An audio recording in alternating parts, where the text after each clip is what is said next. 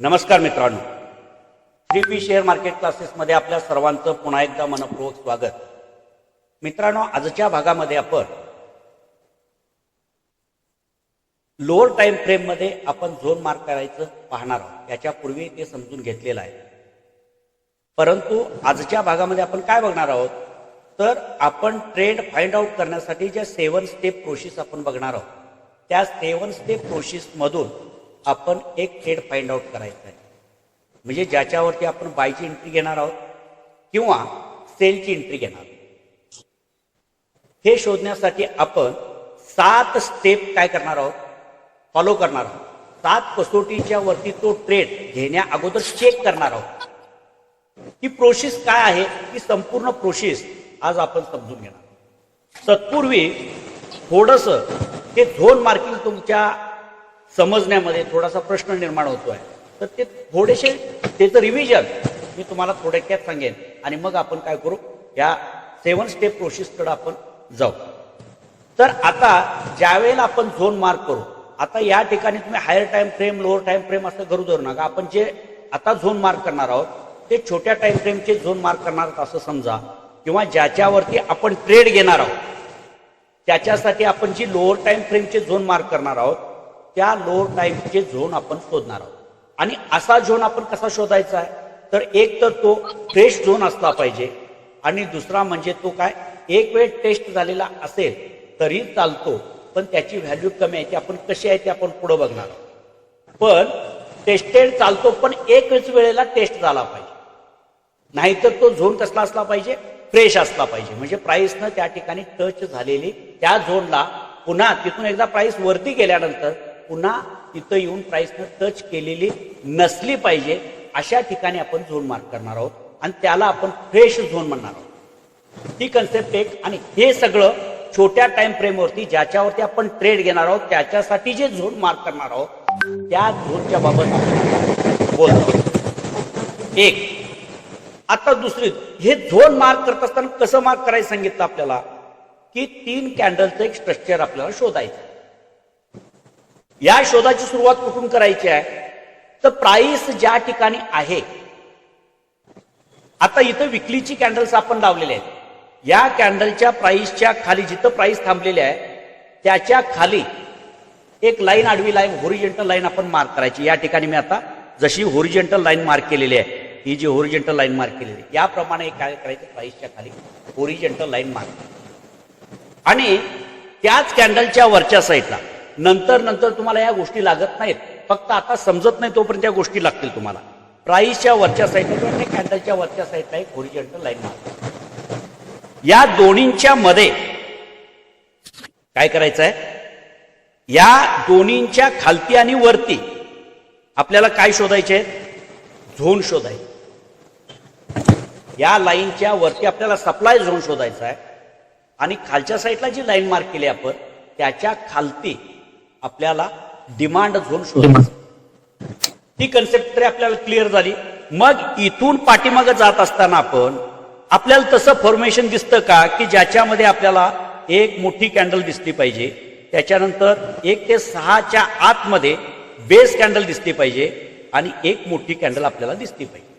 अशी तर असेल, किंवा एक असे असेल आणि या पद्धतीनं.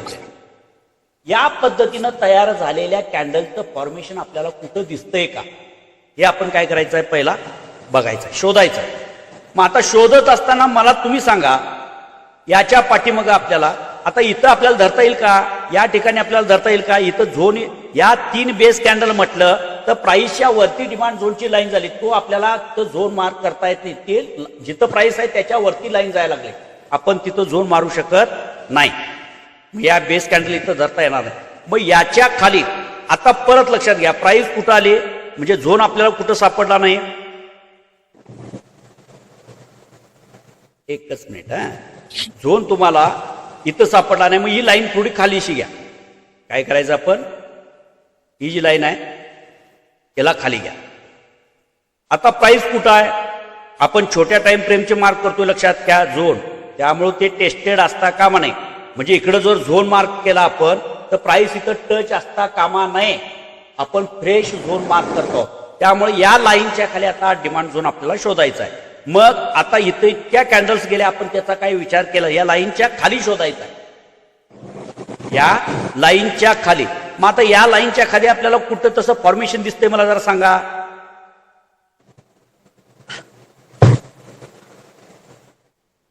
इथपर्यंत आलो आपण, कुठपर्यंत आलो, इथपर्यंत पाहिलं आपण. इथं जर झोन मार्क केला तरी सुद्धा आपल्याला तो झोन बरोबर आहे का, कारण इथं टेस्ट झालेला आहे. आपल्याला झोन कसला पाहिजे, फ्रेश झोन. फ्रेश झोन पाहिजे. म्हणजे प्राइस इथून वरती गेल्यानंतर पुन्हा ती प्राइस या ठिकाणी एकदाही टच झालेली नाही पाहिजे, असा झोन शोधता आला पाहिजे. आणि त्या ठिकाणी आपल्याला काय शोधायचं आहे, हे 3 कॅन्डलचं आपल्याला रचना, जी लेगिंग, बेस आणि लेग आउट कॅन्डल, या कॅन्डल आपल्याला या ठिकाणी शोधायचे आहेत. मग हा टेस्टेड झोन झाला ना सर, हा टेस्टेड झोन. आता हा झोन सुद्धा आपण वापरतो, पण हा कितीचा, याला आपण 1 गुण देणार आहोत. हा झोन आपण वापरतो, एक वेळ टेस्ट झालेला झोन ट्रेड घेण्यासाठी उपयोगात आपण आणतो, पण त्याची क्वालिटी किती कमी झाली, 1 पॉइंट न कमी झाली. 1 पॉइंट कमी म्हणजे 2 गुण प्रत्येक स्टेजला आपण जे 2 गुण देणार आहोत, त्यामध्ये जे झोन आपण मार्क करणार आहोत त्या झोनला, तो झोन कसा असला पाहिजे, फ्रेश असला पाहिजे. आणि फ्रेश झोनला आपण 2 मार्क्स देणार आहोत. एकूण किती द्यायचे आहेत, 7 स्टेप आहेत आणि प्रत्येकी 2 मार्क्स देणार आहोत. त्यातील पहिली एक स्टेप कुठली, आपण जे झोन मार्क करणार आहोत याच्या अगोदर सगळा डाटा गोळा केला आपण आणि त्याच्याप्रमाणे हायर टाइम फ्रेमचे झोन मार्क करून ठेवलेले आहेत. आता जे झोन आपण मार्क करत आहोत ते कशासाठी, ट्रेड घेण्यासाठी. आणि ट्रेड घेण्यासाठी जे झोन मार्क करतो, ज्या ठिकाणी आपण ट्रेड घेणार आहोत त्याच्या अगोदर ज्या गोष्टी आपण किंवा ज्या स्टेप आपण फॉलो करणार आहोत, ज्याला आपण 7 स्टेप काय म्हणतो, आपण 7 स्टेप फॉलो द प्रिंट किंवा 7 स्टेप प्रोसेस असं आपण त्याला नाव दिलंय. 7 कसोटीवरती हा ट्रेड आपण फाइंड आउट करायचा. आता मग त्यातील पहिली स्टेप आपण बघायला लागलोय की जो झोन आपण मार्क करायचा आहे तो झोन आपल्याला एक तर फ्रेश झोन असला पाहिजे किंवा टेस्टेड झोन असेल तर त्या झोनवरती आपण काय करू शकतो, ट्रेड घेऊ शकतो. हे प्राथमिक झालं. टेस्टेड झोन आपल्याला ट्रेड घ्यायसाठी चालतो, पण क्वालिटी ट्रेड कोणता आहे हे ज्या वेळेला चेक करतो त्यावेळेला सगळ्यात जास्त गुण ज्या ट्रेडला मिळतील तो ट्रेड सगळ्यात स्टँडर्ड आणि कमी रिस्कचा आणि जास्त प्रॉबेबिलिटी जिंकण्याची विनिंग रेट ज्याचा जास्त आहे, ती विनिंग प्रॉबेबिलिटी वाढवण्यासाठी आपल्याला जास्त गुणांची गरज आहे. मग हा झोन आपल्याला समजा, मग हा टेस्टेड झोन नाही वापरायचा का, सांगितलेल्याप्रमाणे आपण वापरू शकतो. पण जर मल्टिपल वेळेला टेस्ट झालेला असेल, म्हणजे कसं, आता समजा प्राइस इथून वरती तर गेलेली आहे, परंतु प्राइस पुन्हा इथं आली आणि पुन्हा वरती गेली आणि पुन्हा इथं आली, म्हणजे एकापेक्षा अधिक वेळेला तो झोन टेस्ट झालेला आहे. एकापेक्षा अधिक वेळेला तो झोन टेस्ट झालेला आहे. हा मल्टिपल टेस्टिंग झोन झाला. प्राइस सर, हा बोला. त्याला आपण ऑर्डर ब्लॉक नाही म्हणू शकत का, म्हणजे हे थोडं सिलेबसच्या बाहेरच आहे तरी. नाही, मी ते शिकवणार आहे ना. हा पार्ट झाल्यानंतर तुम्हाला काय करतो लक्षात घ्या, ज्याप्रमाणे आपण सपोर्ट आणि रेजिस्टन्स मार्क करत असताना आपल्यामध्ये काही कन्फ्युजन होतं, कुठल्या लाईनला मार्क करायचं आपण, त्याच्यानंतर किती ऍव्हरेज धरायचं, मग त्याच्यानंतर आपलं सोपं काय व्हायला, आपण झोन वरती आल्यानंतर थोड्याशा आणखीन काही गोष्टी आपल्याला सोप्या व्हायला. आता या स्ट्रॅटेजीमध्ये आपण ऑर्डर ब्लॉक धरत नाही. ऑर्डर ब्लॉक मध्ये याच्यापेक्षा थोडीशी समजायला सोपी गोष्ट जाणार आहे तुम्हाला. दोन्हीचं लॉजिक हे जवळपास सारखंच आहे, पण एकच नाही. ही स्ट्रॅटेजी ही जी आता थोडं, हा, ती स्मार्ट मनी कन्सेप्ट आहे. ओके. पण इथं ज्या गोष्टी आपण शिकत आहोत त्या सगळ्या गोष्टी तिथं फॉलो करतो आहोत आपण. इथं एक स्ट्रॅटेजी आपण समजून घ्यायला पाहिजे की आपण एक ट्रेड घेत असताना आपली स्ट्रॅटेजी काय असली पाहिजे, ती स्ट्रॅटेजी समजून घेत आहोत.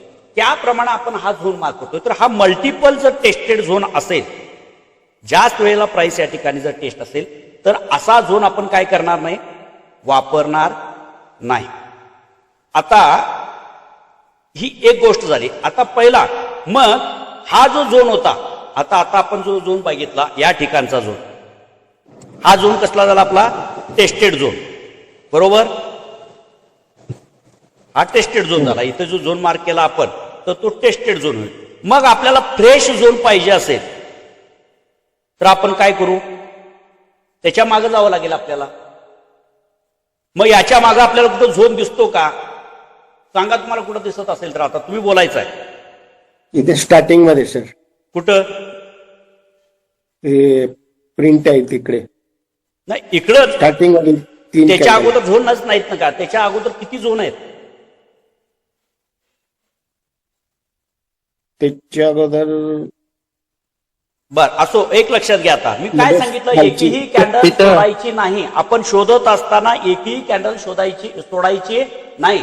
आता इथं आपण चेक केलं त्यावेळेला हा झोन आपल्याला कशाला दिसत होता, तर टेस्टेड दिसत होता. आपल्याला टेस्टेड नको, आपल्याला थोडा फ्रेश पाहिजे. मग फ्रेश झोन मार्क करायसाठी आपण थोडं पाठीमाग गेलो. मग ही जी पाठीमागची कॅन्डल आहे, ही पाठीमागची कॅन्डल आपल्याला काय म्हणून दिसेल मला सांगा, लेगिन कॅन्डल म्हणून तिचा उपयोग आपण केलेला आहे.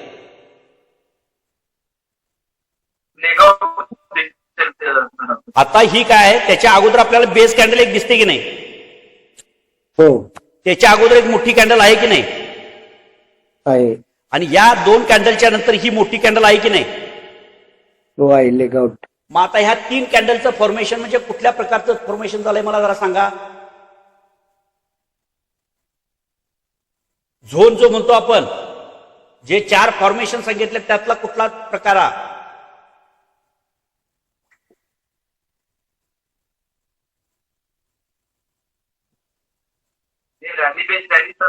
करेक्ट, रॅली बेस रॅली हा झोन आपल्याला या ठिकाणी मिळतो. म्हणजे ट्रेड कंटिन्युएशन मधला हा ट्रेंड रिव्हर्सलचा झोन नाही, हा झोन कसला आहे, ट्रेड कंटिन्युएशन मधला झोन आपल्याला सापडतोय. मग आता तुम्हाला काही शंका निर्माण झालीत का मला सांगा. आता हा झोन आपण फायनल करायचा आहे, कुठला,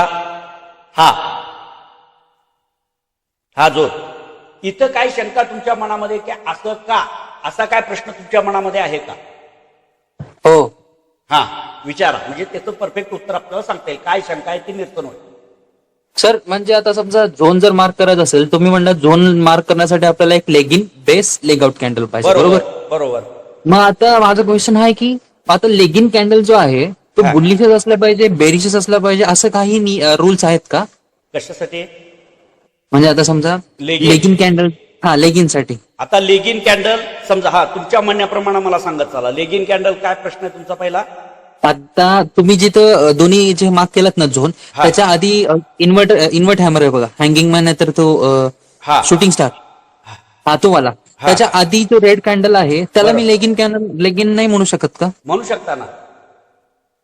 म्हणजे माझा प्रश्न हा होता की लेगिन कॅन्डल, आता समजा तुम्ही जर बुलिश मध्ये जर बघताय हा, तर तो लेगिन कॅन्डल रेड असला पाहिजे का ग्रीन असला पाहिजे, असं काही आहे का. बुलिश ट्रेंड मध्ये बघत असताना तुम्हाला फॉर्मेशन कसं सांगितलं, ट्रेंड रिव्हर्सलचा आपल्याला आता इथून एवढा ट्रेंड आपल्याला बेरिश दाखवलाय त्यानं, बरोबर इथं बेस झाला आणि मग आउट दाखवलंय. बरोबर. म्हणजे ड्रॉप बेस रॅलीचं फॉर्मेशनचा झोन इथं आहे. हो. पण या झोन पूर्वीच आपल्याला एक झोन मिळाला ना, जो झोन आपल्याला रॅली बेस रॅली दाखवला. ओके मग तो झोन का सोडायचा आपण. ओके बुलिश मधले 2 प्रकार आहेत. बरोबर. बुलिश डिमांड झोनचे 2 प्रकार. एक म्हणजे काय असणार आहे, ड्रॉप बेस रॅली. इथंही झोन मार्क करतो आपण, आणि तो ट्रेंड चेंज झाल्यानंतर ट्रेंड कंटिन्यू सुरू झाला तर त्याच्यानंतर झोन येणार, तो कुठला येणार, रॅली बेस रॅली. आता इथं जी पहिली कॅन्डल असणार आहे ती रेड असणार, बेस Okay. कॅन्डल कुठल्याही कलरची असते, आणि रॅलीची कॅन्डल नंतरची जी लेगआउट कॅन्डल असेल ती कसली असणार आहे, ग्रीन. ग्रीन असणार. इथं कलरचा फरक आहे. परंतु Okay. ट्रेड कंटिन्यू झाल्यानंतर रॅली बेस रॅलीमध्ये पहिली कॅन्डल लेगिन कसली असणार आहे, ग्रीन. लेगिन ही आणि लेगआउट ही दोन्ही कॅन्डल ग्रीनच असणार आहेत. आणि मधल्या बरोबर. कॅन्डल छोटे आहेत. मग त्या कुठल्याही बरोबर. कलरच्या असल्या तरी मॅटर करत नाही. आता अच्छा, लक्षात म्हणजे आलं? ही रॅली बेस्ड रॅली झोन आहे, हा जोड तुम्ही मार्क करता येते. अगदी अगदी बरोबर. ओके सर, ओके हा. ओके. आता हा एक विषय समजला तुम्हाला. त्याच्यानंतर परत सांगतो.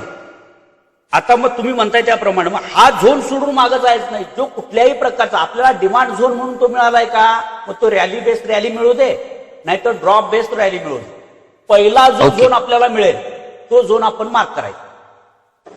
ओके. मग पहिला आपण हा इथं मिळाला झोन, आपण हा क्या कॅन्सल केला, तर त्याच्यापेक्षा क्वालिटी झोन आपल्याला लगेच जवळ दिसलेला आहे. म्हणजे तुम्ही म्हणताय रॅली बेस रॅली स्ट्रॉंग आहे ड्रॉप बेस रॅली पेक्षा, नाही, असं? असं नाही म्हणत मी. आपण इथलं वरचा हा. जो झोन मार्क केला ना, टेस्टेड झोन, लक्षात आलं का बघा. टेस्टेड झोन हा काय म्हटलं की थोडा कमी क्वालिटीचा झोन झाला. पहिला बरोबर. झोन आपल्याला मिळाला. एक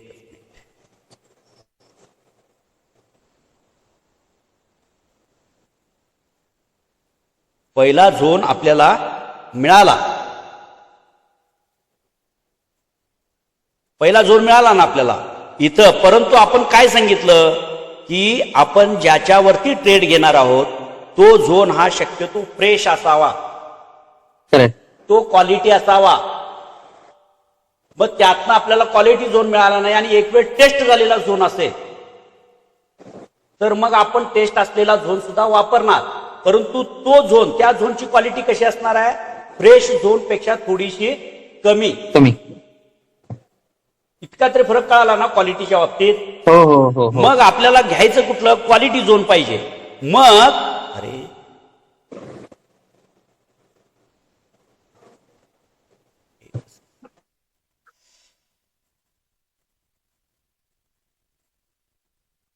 श्रीकांत सरांचं म्हणणं होतं की त्यांनी पांडेवर का घेतला नाही, पण जे आपण मिळतो आवाज क्लिअर येत नाही, आवाज क्लिअर येत नाही. श्रीकांत सरांचं म्हणणं होतं सर की रेड कॅन्डल का आपण ट्रेड करत नाही, पण ते सरांनी ती कॅन्डल सुटली, म्हणजे ते कॅन्डल एकही सोडायची नसते, ज्यावेळी क्लोजिंग असते त्याच्यामध्ये एकही कॅन्डल सोडायची नसते, म्हणून आपण तो नाही, बाकीच्यांचं विश्लेषण नको, थांबा. त्यांना समज, ज्यांचा प्रश्न आहे त्यांचं आणि माझं कम्युनिकेशन होते, त्यांना तो प्रश्न समजला का बघूया. म्हणजे दुसऱ्यांना त्याचं एक्सप्लेन करण्यापेक्षा त्यांचं समाधान झालं किंवा त्यांना जर समजलं याच्यापेक्षा काय वेगळं असेल तर परत विचारू शकतात, माझा काही प्रॉब्लेम नाही. हा सांगा, कुणाला काही शंका आहे का त्याच्याबाबत? सर बोला. नाही सर. ज्यांची शंका आहे त्यांना विचारा. नाही ना? नाही नाही नाही. हा बर. म्हणजे काय होते, आवाज क्लिअर येत नसल्यामुळं तुम्हालाही समजणार नाही आणि मलाही काही समजत नाही. तुम्ही नाही काय, नाही, सुनील सर बोलत होते, मी नाही. तेच मलाही समजत नव्हतं ना ते, म्हणून हा, विचारलं. त्यांचा आवाज थोडा ब्रेक होत होता. हा हा.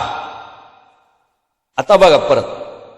मग त्याच्यानंतर आता इथं झोन मार्क करण्याऐवजी आपण काय करा, आपण जवळचा झोन शोधायचा आहे. म्हणजे प्राइसच्या खाली आपल्याला झोन मिळाला पाहिजे, मग कॅन्डल सोडायची नाही. मग हा झोन सोडला त्याचं कारण आपल्याला माहिती झालं किंवा तो टेस्टेड आहे. समजा त्याच्या खाली जर लांबपर्यंत आपल्याला झोनच सापडत नसेल तर पहिला झोन आपण तो टेस्टेड वापरणार. लक्षात आलं? लक्षात आलं काय मी काय म्हटलं? टेस्टेड झोनच्या खाली जर हा फ्रेश झोनच आपल्याला मिळाला नसेल तर तो झोन सुद्धा आपण निवडणार. त्याच्याबरोबर इतर 7-7 कसोटीमध्ये जर त्याला चांगले गुण मिळाले आणि या टेस्टेड झोन म्हणून जर कमी मिळाले तरी तो झोन, म्हणजे तरी तो ट्रेड आपल्याला काय होणार नाही, क्वालिटीचाच ट्रेड असणार आहे. म्हणजे सगळेच्या सगळे पॅरामीटर्स मध्ये प्रत्येकाला 2च गुण मिळतील असं नाही. काही स्टेपला 1 गुण मिळेल, काही स्टेपला 2 मिळतील, काही ठिकाणी 0 मिळेल. पण या 7 स्टेपची गोळाबेरीज करून मग ट्रेड ठरवणार आहोत. फक्त आता आपण क्वालिटी झोन समजताना आता थोडं समजून घेतो. आता मग खाली इथं आलो, एक लक्षात घ्या. आता इथं काय करणार आपण की इथं झोन मारतो. कुठं? आता बघा इथं हा आपला विकली डिमांड झोन झाला. याच्यात काय, आता ही लाईन काढून टाकतो, आपल्या त्या लाईनची गरज नाही. आता हा फ्रेश झोन आहे काय टेस्टेड झोन आहे? आता मला सांगा, आता सगळ्या गोष्टी तुमच्या क्लिअर होतील. टेस्टेड. टेस्टेड आहे. कुठं टेस्टेड प्राइस? प्राइस इथून जी वर गेली, इथून प्राइस जी वरती गेली हे बघा, इथून प्राइस वरती गेली, त्याच्यानंतर इथं आली, परंतु ती टच झाली का झोनला? टच नाही झाली. नाही. हा, मग जोपर्यंत प्राइस या झोनला टच होत नाही तोपर्यंत तो झोन कसला आहे? फ्रेश फ्रेश झोन आहे. झोन. याला आपण 2 मार्क्स देतो. असा झोन जर आपल्याला मिळाला जो फ्रेश आहे त्याला आपण काय मारतो? 2 गुण देतो. आणि समजा ही जी प्राइस आहे ती इथं जर टेस्ट झालेली असेल, एक वेळेला तो झोन त्या ठिकाणी टेस्ट झालेला आहे, तर आपण त्याला टेस्टेड झोन म्हणून किंवा याच्या पूर्वीचा झोन आपण मार्क केला. कुठं मार्क केला तेही दाखवतो. आता परत आपण याच्या अगोदर झोन एक आपल्याला दिसतो, आपण काय करू? त्यालाही झोन मार्क केला आपण.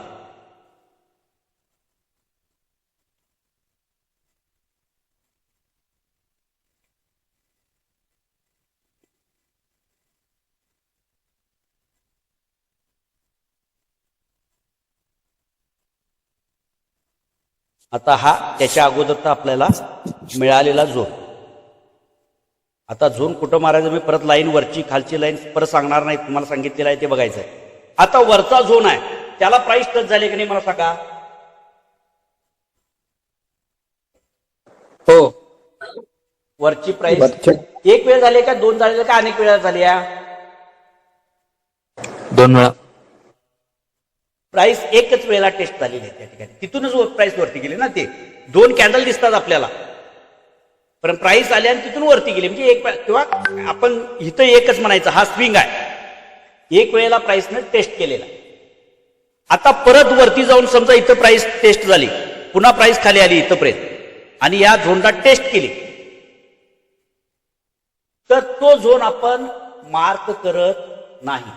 कारण तुम्हाला याच्यापूर्वी माहिती आहे की ज्यावेळेला आपण सपोर्ट आणि रेजिस्टन्स मार्क करतो तो त्या ठिकाणी प्राइस जर वारंवार येत असेल तर की सपोर्ट जो होता तो काय व्हायचा? ब्रेक होण्याची शक्यता किंवा कमकुवत होतो. अगदी त्याच पद्धतीनं जर सातत्यानं प्राइस त्या झोनवर येत असेल तर तो झोन वीक झालेला असतो. असा वीक झालेला झोन आपण ट्रेड करण्यासाठी निवडायचा नाही. एक वेळेला टेस्ट झाला आपल्याला चालतो, एक वेळेला टेस्ट झालेला झोन आपल्याला चालतो, एवढं लक्षात आलं. आता त्याच्या जवळच लांबही नाही, एक कॅन्डल ठेवून खालच्या साईडला आपल्याला दुसरा झोन आपल्याला मार्क करायला मिळाला. हा, मग अंतर किती आहे? थोडंसंच आहे. मग हा आपण झोन काय करायचा? काढून टाकायचा. आपण जो झोन वापरायचा आहे, कारण त्याच्यात परत 2 पॉसिबिलिटीज आहेत लक्षात ठेवा. याच्यामध्ये काय होईल? एक तर पहिल्या टेस्टेड झोनवरून प्राइस जाऊ शकते वरती, आपल्या हातातून तो ट्रेड मिळणार नाही, एक होऊ शकते. किंवा प्राइस एक वेळ टेस्ट करून गेलेली आहे म्हटल्यानंतर प्राइस थोडीशी आणखी खाली जाऊ शकते. तसं जर झालं तर तुमचा असलेला पहिल्या झोनवरचा स्टॉप लॉस हा जातो. मग याचं काय? एक तर हे जे 2 झोन आपण मार्क करतो, हा जो झोन वरचा सुद्धा मार्क केलेला आहे आपण, समजा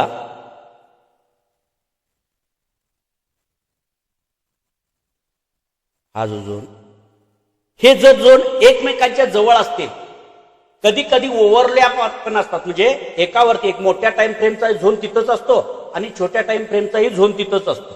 असं असलं तरी सुद्धा त्या झोनमध्ये समजा मोठ्या टाइम फ्रेमच्या झोन मध्ये तुम्हाला हा छोट्या टाइम फ्रेमचा झोन दिसून आला आणि तो त्याच्यामध्ये काय करायचं? हायर टाइम फ्रेमचा लोअर पॉइंट जो असतो तो आपला स्टॉप लॉस आहे.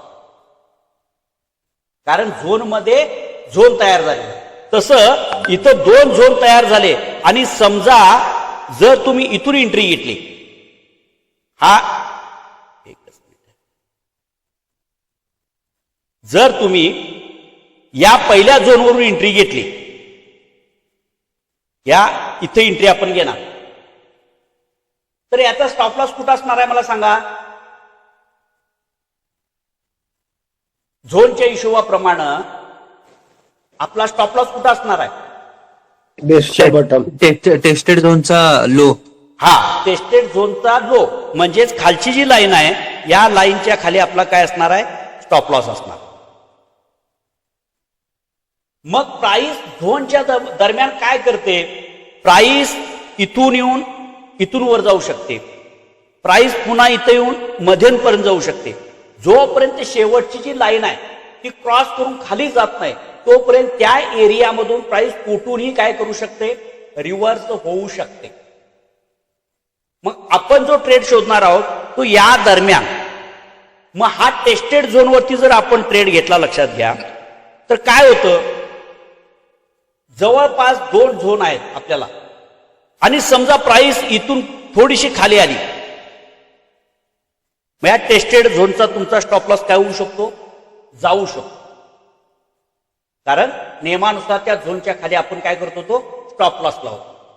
आता एक गोष्ट लक्षात घ्या, जर असे झोन एकमेकांच्या जवळ असतील आणि तुम्ही पहिल्या झोनवरून जर ट्रेड घेणार असाल तर तुमचा स्टॉप लॉस इथं ठेवायचा, दुसऱ्या झोनच्या खालच्या साईड.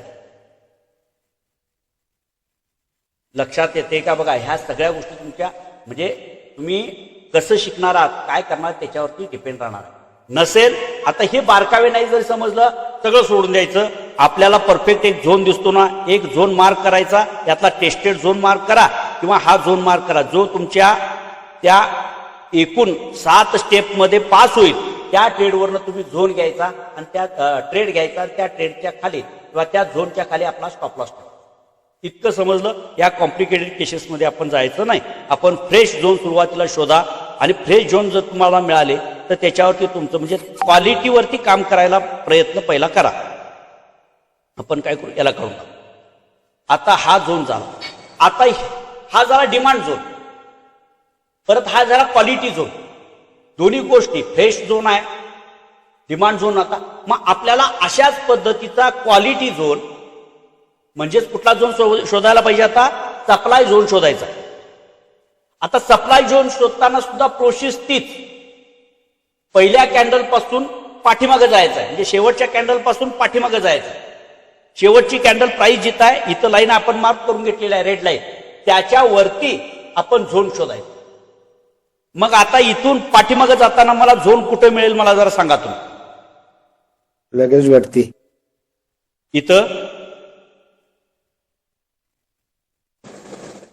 इथं म्हणायचं आहे का, तो शूटिंग स्टार झाला ना सर वरती. काय इथं, हो हो हो तिथं इथं. आता हा झोन सुद्धा आपण एक गोष्ट लक्षात घ्या, झोन मार्क करताना थोडस तुम्हाला आपण काय करायचं आहे, कॅन्डल मोठी असावी. लेगआउट कॅन्डलला आपण वेटेज देतो, लेगआउट कॅन्डलला वेटेज देतोय. त्यामुळं इथून प्राइस आले आणि इथं जर तुम्ही सप्लाय झोन तिथं ड्रॉ केलेला असेल आणि लेगआउट कॅन्डल छोटे असतील तर हा एरिया खूप छोटा आला, तुम्हाला ट्रेडच करता येणार नाही. काय करता येऊ शकतो, हा झोन म्हणून मार्क करण्या अगोदर ही कॅन्डल आपल्याला बऱ्यापैकी मोठी दिसली पाहिजे. त्याप्रमाणे ही बेस कॅन्डल मध्ये, कारण पहिली जी लेगआउट कॅन्डल आहे ही जी ग्रीन कॅन्डल आहे ही कॅन्डल खूप मोठी आहे ना, आणि ही कॅन्डल आपण धरू शकत नाही लेगआउट म्हणून. मग आता तिथं झोन नाही, मग आपण थोडस झोन मारताना आपल्याला थोडस लक्षात आलं पाहिजे. आता ही कॅन्डल मोठी दिसते आपल्याला इतर कॅन्डलच्या तुलनेत, बरोबर. ही कॅन्डल कुठून सुरुवात झाली, प्रिव्हियस कॅन्डलच्या क्लोजिंग पासून या क्लोजिंग पर्यंत, म्हणजे इथपर्यंत एवढी मोठी कॅन्डल आहे.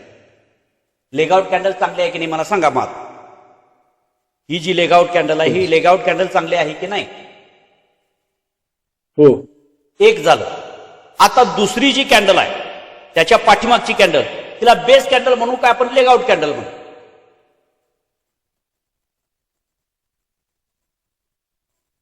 बेस. आणखीन कुणाचं काय मत आहे,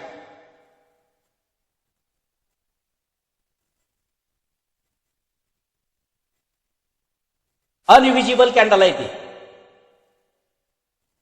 दिसते तेवढीच कॅन्डल आहे का ती, नाही. दिसायला आकाराने ती आपल्याला कॅन्डल छोटी दिसते, परंतु ऍक्च्युअली कॅन्डल किती आहे ती, कॅन्डलची रिअर बॉडी किती आहे, मोठी आहे का जास्त आहे, कमी आहे, मोठे मोठी आहे. कुठून, जी बेस कॅन्डल छोटीशी जी कॅन्डल आपल्याला डोजी टाईप कॅन्डल दिसते, अनडिसिजन कॅन्डल म्हणतो आपण, ही जी छोटी कॅन्डल तयार झालेली आहे, ही जी कॅन्डल आहे, या कॅन्डलच्या कुठून सुरुवात होते कॅन्डल? प्रिव्हियस कॅन्डलच्या क्लोजिंग पासून, बॉटम पासून. बॉटम हा शब्द नाही सर, प्रत्येक गोष्टीला अर्थ आहे. प्रिव्हियसच्या हायला. प्रिव्हियस ते हायला पण नाही. प्रिव्हियस कॅन्डलच्या कशाला सांगितले मी? Closing-ला. प्रिव्हियस कॅन्डलचा close. Close. Close to close ही कॅन्डलची बॉडी असते. मग इथं ही जी ग्रीन कॅन्डलचा क्लोज कुठं असणार आहे? वरती. वरती. मग ही कॅन्डल आपल्याला इथून सुरुवात होते. ही जी कॅन्डल आहे ही इथून इथपर्यंत, ही रेड कॅन्डल, हिचा क्लोज इथं खाली आहे, म्हणजे ती पूर्ण भरीव कॅन्डल आहे असं आपण म्हणू शकतो. बरोबर का? हो सर. थोडस इथं अशा कॅन्डलच्या वेळेला आपल्याला थोडंसं डोकं लावावं, थोडस आपल्याला लगेच लक्षात येत नाही. पण आणखीन एक गोष्ट सांगतो तुम्हाला, समजा नाही समजले, आपल्याला ही लेगआउट कॅन्डल स्ट्रॉंग दिसते आणि ही लेगिन कॅन्डल दिसते, ही बेस कॅन्डल म्हणून तुम्ही कन्सिडर करू शकता, तिथं झोन मार्क करू शकता, कारण प्राइस वरून खाली आलेच. फक्त आपला जो झोन आहे तो झोन जरा काय होणार? मोठा होणार. बरोबर? समजलं नाही तर तुम्ही मारू शकता ना. जर तुम्ही कन्फ्युजन असेल तर तो चुकणार नाही, फक्त झोन मोठा होणार. आपण जो झोन मार्क करू तो झोन कसा होणार तेही सांगतो तुम्हाला, दाखवतो बघा. आता तुम्हाला समजलं नाही असं समजून बेस कॅन्डल कुठल्या कुठल्या? 1 2 3 4 बेस कॅन्डल धरू आपण. तुम्हाला समजत नाहीत असं समजू ना, अनविजिबल कॅन्डल आपल्याला ओळखता येत नाही असं गृहीत धरून आपण झोन मारतो. मग आपण काय केलं की याला आपण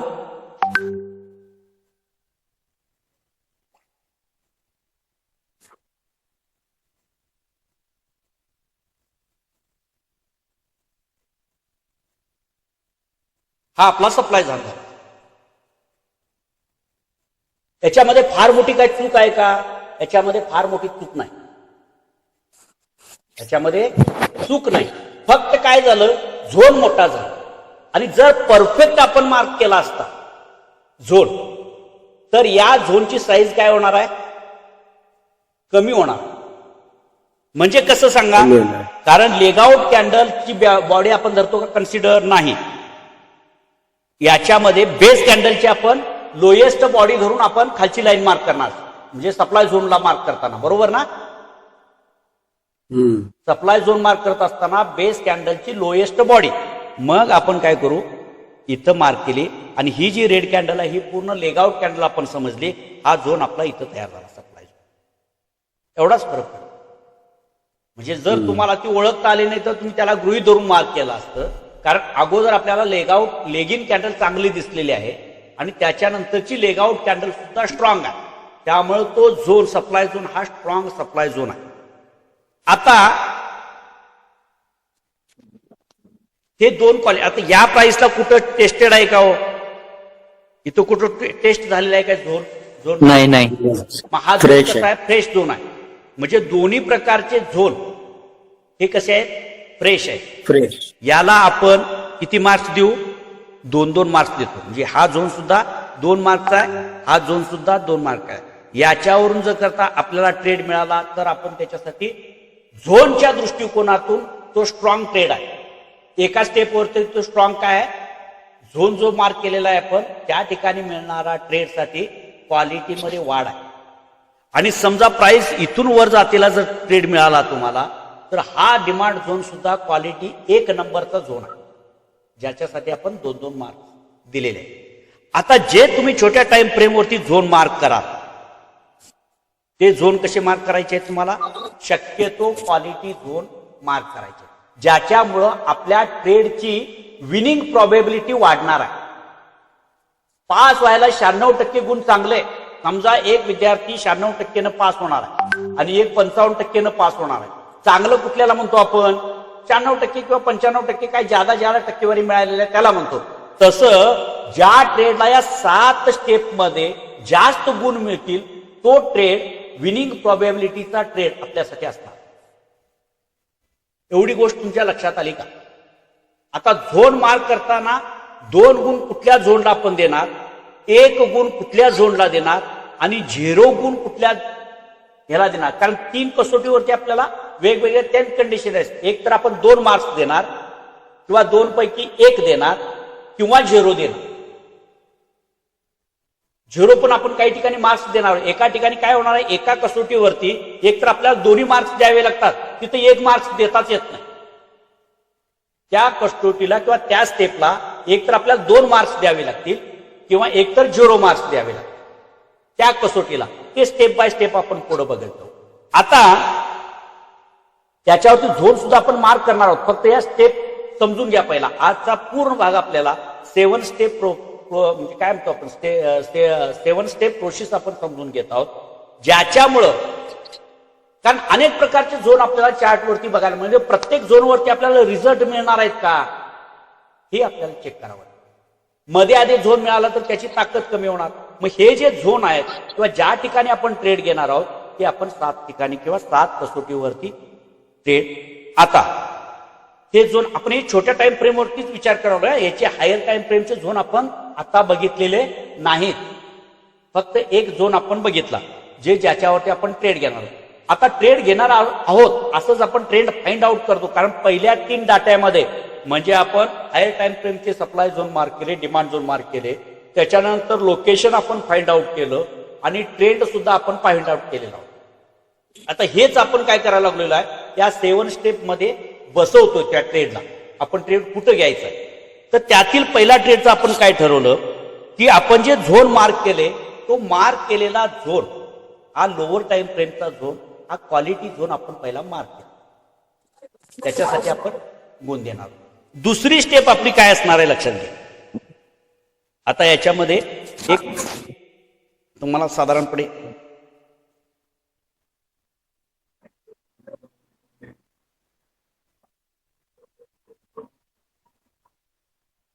हा बेस्ट क्वालिटीचा झोन, बेस्ट ट्रेड एक. नंतर दुसरा काय होणार, आता इथं थोडंसं आपण चार्टवरती जाऊ. लाईन म्हणजे क्लिअर चार्टच मार्क करू आपण step by step.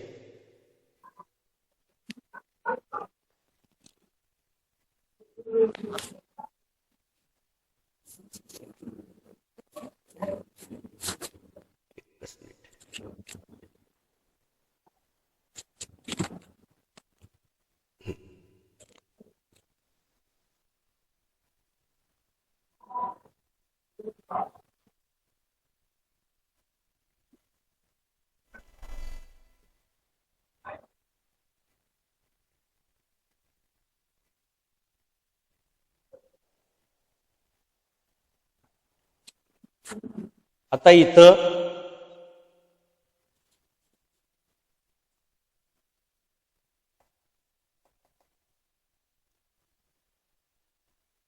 Best trade ज्याला आपण 2 गुण देणार आहोत, एक कॉलम. नंतर इथं स्टेप कुठल्या ज्या आपण 7 स्टेप फॉलो करणार आहोत त्यात एक. त्याच्यानंतर दुसरा असणार आहे चांगला ट्रेड, याला आपण 1 गुण देणार आहोत. आणि तिसरा वाईट किंवा खराब ट्रेड म्हणा आपण, जो आपण ट्रेड घेऊ शकत.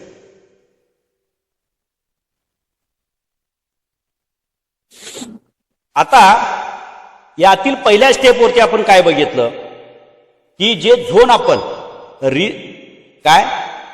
झोन आपण बघितलं. आपल्याला जे झोन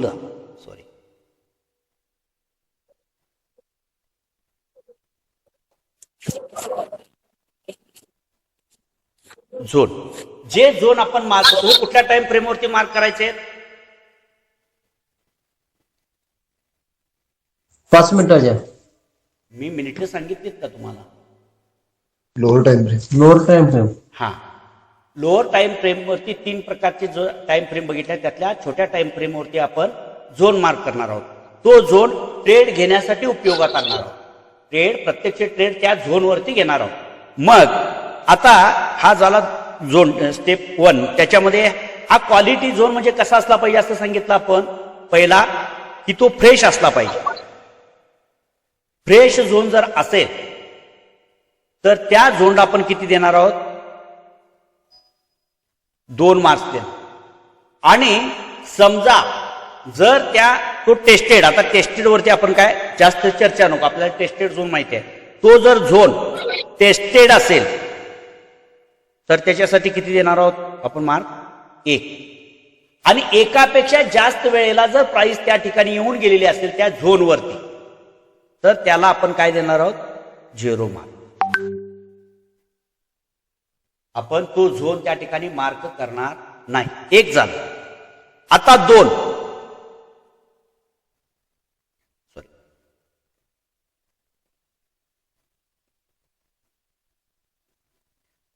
दुसरं काय तर रिवार्ड, किंवा आपण त्याला काय म्हणू? स्ट्रेंथ. झोनच्या संदर्भामध्ये स्ट्रेंथ. आपण स्ट्रेंथ. आता हे थोडस नोट डाऊन करा. याचा चार्ट मी तुम्हाला देईन, पण तरी सुद्धा नोट डाऊन करा. स्ट्रेंथ. आता स्ट्रेंथ कशावर चेक करायची? जो झोन आपण मार्क करतो तो मार्क करत असताना जे कंपोनंट्स आपण निवडलेले आहेत, ज्या कॅन्डलचं स्ट्रक्चर किंवा कॅन्डलचं जे स्ट्रक्चर तयार झालेलं आहे त्या स्ट्रक्चरवरती आपण काय करणार आहोत? फोकस करणार आहोत. त्या स्ट्रक्चरवरती आपण फोकस करणार आहोत. म्हणजे आपण काय बघायला सांगितलं की जो झोन तयार होईल तो झोन ज्या कॅन्डलच्या आधारे आपण मार्क करतो त्याच्यातील लेगआउट कॅन्डल जी असते ती लेगआउट कॅन्डल कशी असली पाहिजे? एकदम स्ट्रॉंग असली पाहिजे. गॅपअप असली तरी चालते, किंवा हा जो लेगआउट आहे हा लेगआउट स्ट्रॉंग कॅन्डलचा असावे. अपोजिट रिॲक्शन कमी असावी. अपोजिट रिॲक्शन कमी असावी, किंवा त्याला अचिव्हमेंट असली पाहिजे. आता अचिव्हमेंट म्हणजे काय सांगितले तो तुम्हाला?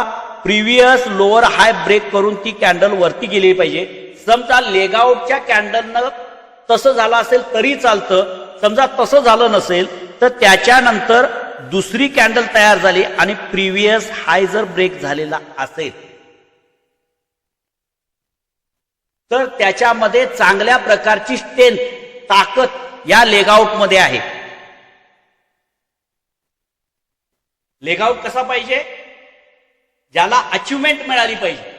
अचिव्हमेंट म्हणजे मिळाली पाहिजे म्हणजेच काय? प्रिव्हियस लोअर हाय जो तयार झालेला होता, प्रिव्हियस स्विंग जो तयार झालेला होता त्याच्यावरती प्राइस गेली पाहिजे. मग ती एका कॅन्डलनं जर तयार झालेली असेल तरी तो क्वालिटी झोन झाला.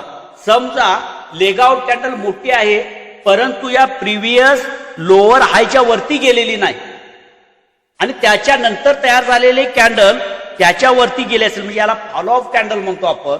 सेकंड कॅन्डल त्या कॅन्डलला फॉलो करून कॅन्डल पुढे गेली.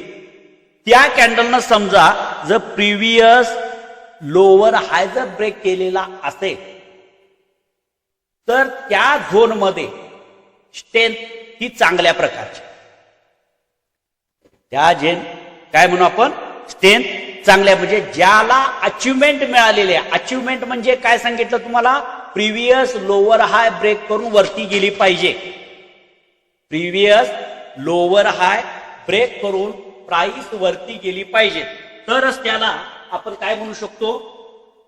एकच मिनिट.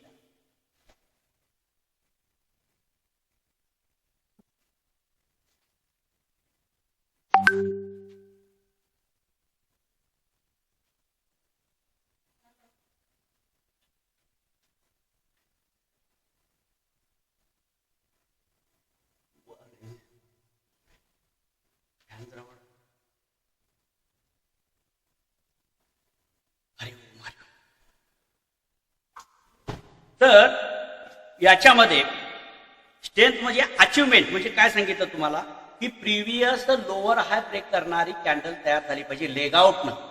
किंवा त्याला फॉलो ऑफ कॅन्डल तयार झाली पाहिजे. त्यानं जर ब्रेकआउट दिला तर त्या लेगआउटमध्ये स्ट्रेंथ आहे किंवा त्या झोनमध्ये स्ट्रेंथ आहे असं समजतो. आणि अशा पद्धतीचा झोन असेल तर म्हणजे ज्याला अचिव्हमेंट आहे असं आपण म्हणतो त्याला आपण 2 मार्क्स देतो. त्याचं विश्लेषण पण देणार आहे. मार्क्स आता इथं फक्त लिहून देतोय मी आणि त्याच्यानंतर विश्लेषण तुम्हाला चार्टवरती देतो, ते लक्षात येईल. लेगआउट, स्ट्रॉंग लेगआउट, लेगआउट, फॉलो ऑफ कॅन्डल,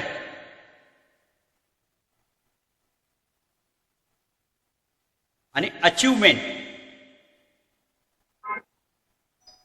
हे जर लेगआउट मध्ये आपल्याला दिसत असेल तर त्याच्यासाठी आपण 2 गुण देणार आहोत. आणि समजा लेगआउट कॅन्डल स्ट्रॉंग नसेल म्हणजे त्याला अपोजिट साईडला रिॲक्शन दिसत असेल आणि अचिव्हमेंट नसेल,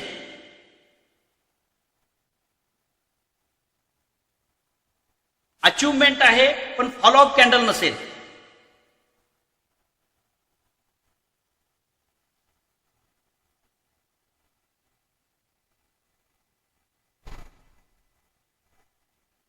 तर त्याला आपण 1 मार्क्स देणार आहे. म्हणजे कॅन्डल तयार झाली आणि छोटीशी काय झालेली आहे, प्रिव्हियस लोअर हायच्या वरती केलेली आहे परंतु छोटी थोडस वरती जाऊन थांबलेली आहे. म्हणजे ब्रेकआउट काय आहे, तो प्रिव्हियस लोअर हायच्या वरती कॅन्डल केलेली आहे. लेगआउट कॅन्डल आहे, स्ट्रॉंग कॅन्डल आहे, परंतु ती काय झालेली आहे, वरच्या साईडला जवळ जाऊन थांबलेली आहे आणि नंतर फॉलो ऑफ कॅन्डल तयार झालेली नाही. दुसरी कॅन्डल आणखी तयार होऊन वरच्या साईडला गेली पाहिजे होती, ती गेलेली नाही. असा जर झोन असेल तर त्याला आपण 1 मार्क्स देणार आहोत. तो लेगआउट किंवा त्याला आपण 1 मार्क्स देणार. हे सगळं बघायचं आहे. आपण ट्रेड घेण्या अगोदर आपण क्वालिटी झोन मार्क केला, तो कुठल्या प्रकारचा झोन आहे बघितला, त्याप्रमाणे त्याला गुण दिले. मग त्याची स्ट्रेंथ तपासताना आपण कुठे गेलो, ज्याच्यावरती आपण झोन मार्क केलाय त्याची लेगआउट जी आहे ती लेगआउट कशा प्रकारची आहे, लेगआउट कॅन्डल स्ट्रॉंग आहे का, स्ट्रॉंग असेल तर त्याला त्याच्यानंतर फॉलो ऑफ कॅन्डल तयार झालेली आहे का, जर ती लेगआउट कॅन्डल प्रिव्हियस फ्लोअर हायच्या वरती जाऊन क्लोज झालेली आहे का, या सगळ्या गोष्टी आपण तिथं चेक करणार. आणि त्या चेक केल्यानंतर आपल्याला लक्षात आलं की ती कॅन्डल लेगआउट कॅन्डल आहे, ती स्ट्रॉंग लेगआउट आहे, स्ट्रॉंग लेगआउट आहे. आणि स्ट्रॉंग लेगआउट जर असेल तर त्याच्यासाठी आपण 2 गुण देणार आहोत. दुसऱ्या प्रकारामध्ये आपल्याला दिसून आलं की झोन मार्क केलेल्या त्या ठिकाणची लेगआउट कॅन्डल स्ट्रॉंग दिसते आपल्याला, परंतु ती प्रिव्हियस लोअर हायच्या जवळ गेलेले किंवा त्याच्यावरती थोडीशी जाऊन क्लोज झालेले आहे. थोडीशी वरच्या साईडला शॅडो दिसून येते, ब्रेकआउट झालाय पण वरच्या साईडला शॅडो दिसून येते. परत फॉलो ऑफ कॅन्डल तशाच प्रकारची तिथं तयार झालेली नाही, त्या ह्याला आपण 1 मार्क्स देणार आहोत. म्हणजे लेगआउट कॅन्डल जर तुमच्या नजरेला चांगल्या पद्धतीनं दिसत असेल आणि प्रिव्हियस लोअर हाय किंवा previous lower low higher low जर ब्रेक करणाऱ्या कॅन्डल तुम्हाला दिसत असतील तर तो झोन हा स्टँडर्ड किंवा ज्याच्यामध्ये ताकद आहे अशा पद्धतीने आपण समजतो. याच्यामध्ये आपण पटकन सगळ्या गोष्टी समजून घेणार, फक्त समजून घेताना थोडीशी अवघड वाटते. आता तिसरा म्हणजे काय तर अपोजिट झोन.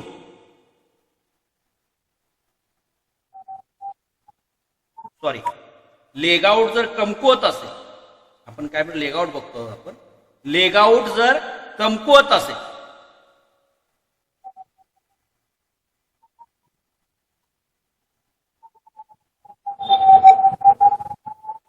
कमकुवत म्हणजे काय, लेगआउट कॅन्डल आहे आणि अपोजिट साईडला मोठी रिॲक्शन दिसून येते, त्याच्यामध्ये फारशी व्हॅल्यूम दिसत नाही, अचिव्हमेंट दिसत नाही, असा जर ब्रेकआउट आपल्याला असेल किंवा अशी जर लेगआउट कॅन्डल असेल तर त्याला आपण 0 मार्क्स देतो, त्याला आपण 0 मार्क्स देतो. या 2 स्टेप आपण 2 स्टेप वरती चेक केलं. आता पुढं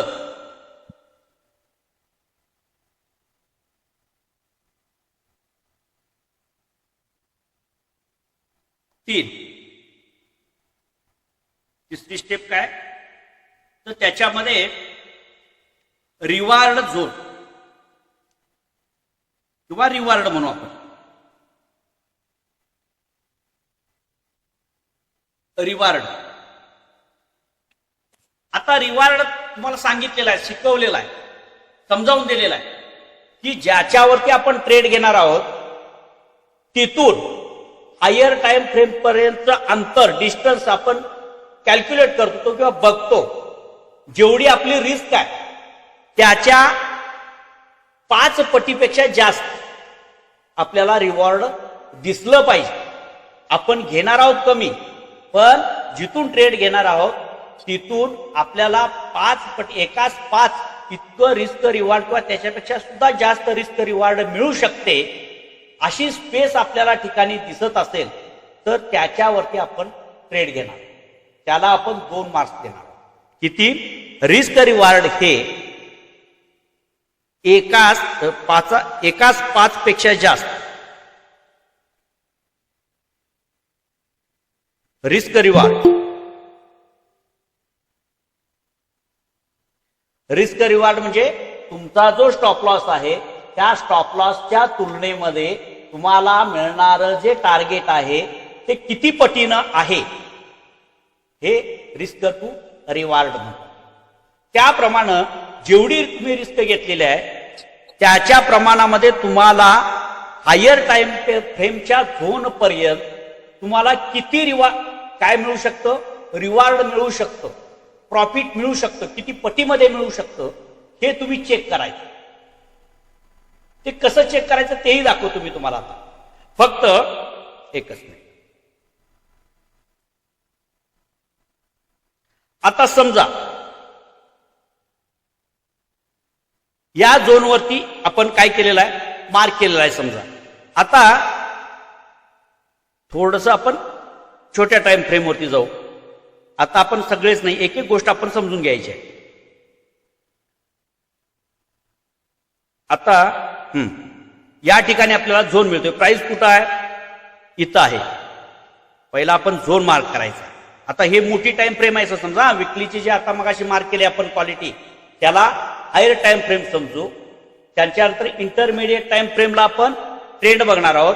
आता आपण काय बघतो आहोत की जो झोन आपण मार्क करत आहोत तिथून रिस्क रिवॉर्ड आपल्याला किती मिळणार आहे. आता हा डिमांड झोनच्या जवळ आपण प्राइस कुठं आहे, मुळात प्राइस आहे, सॉरी एकच मिनिट. आता प्राइस जी आहे आपली ती प्राइस आहे कुठं, या ठिकाणी.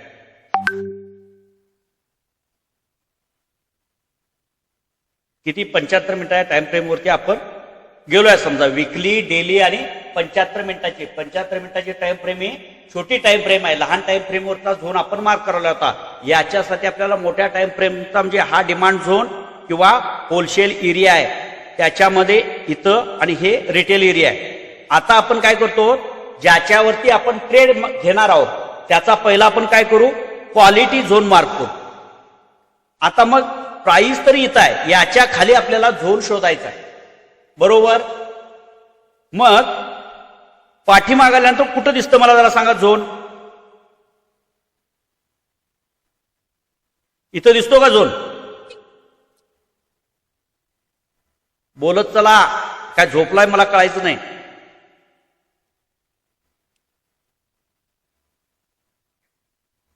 दोन ठिकाणी. एकच मिनिट.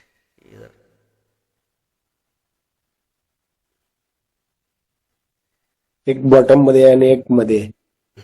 आता इथे एक झोन आपल्याला दिसतो.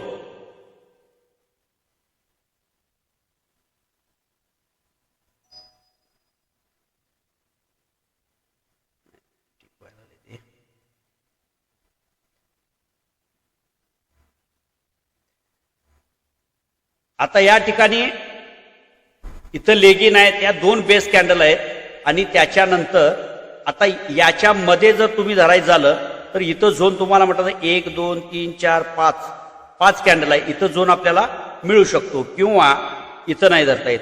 ही लेगिन कॅन्डल आहे, इथं आपण झोन मार्क करू शकतो. कुठं?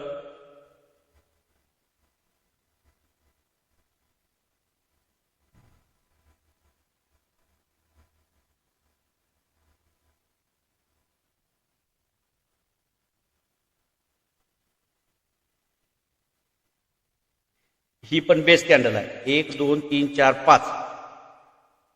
हा आपला एक झोन लेटेस्ट. आता पण इथं काही शंका येते का नाही तुमच्या? इथं काही शंका आहे की नाही? हा व्हायोलेटेड झोन झालेला आहे. आपण इथं जो झोन मार्क करतो आहोत ही लेग आउट कॅन्डल आहे, ही ग्रीन कॅन्डल. त्याच्यानंतर जो शूटिंग स्टार किंवा हॅमर, शूटिंग स्टार नाही, हॅमर जो तयार झालेला आहे हा कॅन्डल त्या झोनच्या खाली येऊन गेलेला आहे. त्यामुळं हा झोन आपल्याला कन्सिडर करता येत नाही. व्हायोलेटेड झोन झाला त्यामुळे इथं नाही झोन बसू शकत. मग आपल्याला हा झोन कुठं बसावा लागेल? खाली. हा, समजा जर करता इथे येऊन प्राइस गेली असती, असं काय ते झालं असतं समजा, तर त्याला टेस्टेड झोन म्हटलं असतं आपण. पण तसं नाही झाले. आता इथं 2 कॅन्डल आणि ग्रीन कॅन्डल.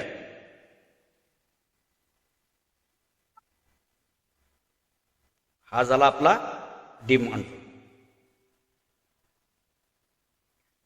75. आता इथून कुठपर्यंतचं अंतर बघायचं आहे आपल्याला? आता प्राइस इथं आहे, म्हणजे आपण ट्रेड या डिमांड झोन जवळ आल्याशिवाय, आता याला बघा क्वालिटी झोन आहे की नाही बघा, हा झोन क्वालिटी आहे की नाही, तर आहे. इथून कॅन्डल वरती गेलेली आहे, फ्रेश झोन आहे 1, याला अचिव्हमेंट आहे. म्हणजे हा प्रिव्हियस इथं मार्क करताना ते पाठीमागचं सगळं दिसायला लागलंय, त्यामुळं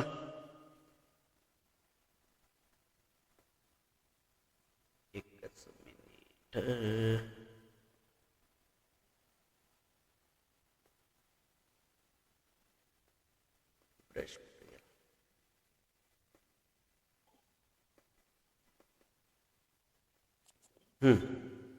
आता हा प्रिव्हियस काय आहे?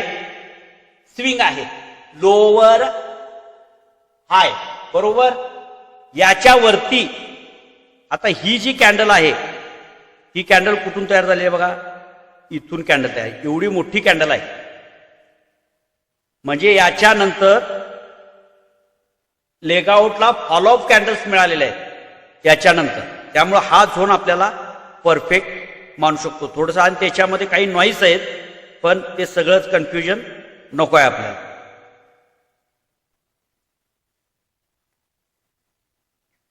फक्त सोप्या सोप्या गोष्टी तुम्हाला सांगत जाईन मी. त्याच्यामध्ये सगळ्या डीपमध्ये गेला की सगळाच गोंधळ उडून जाईल. सध्याचं मार्केट जर सर बघितलं ना, तर कधी ओपन हायला होतं, कधी एकदम हे गॅप अप होतं किंवा गॅप डाऊन होतं. मग ह्या केसमध्ये सर आपल्याला कसं झोन मार्क करावे लागतील? झोन त्या पद्धतीनेच की तुम्हाला दाखवले ते असंच की कसंही असू दे, त्या झोन जवळ आलं की प्राइस थांबणारच.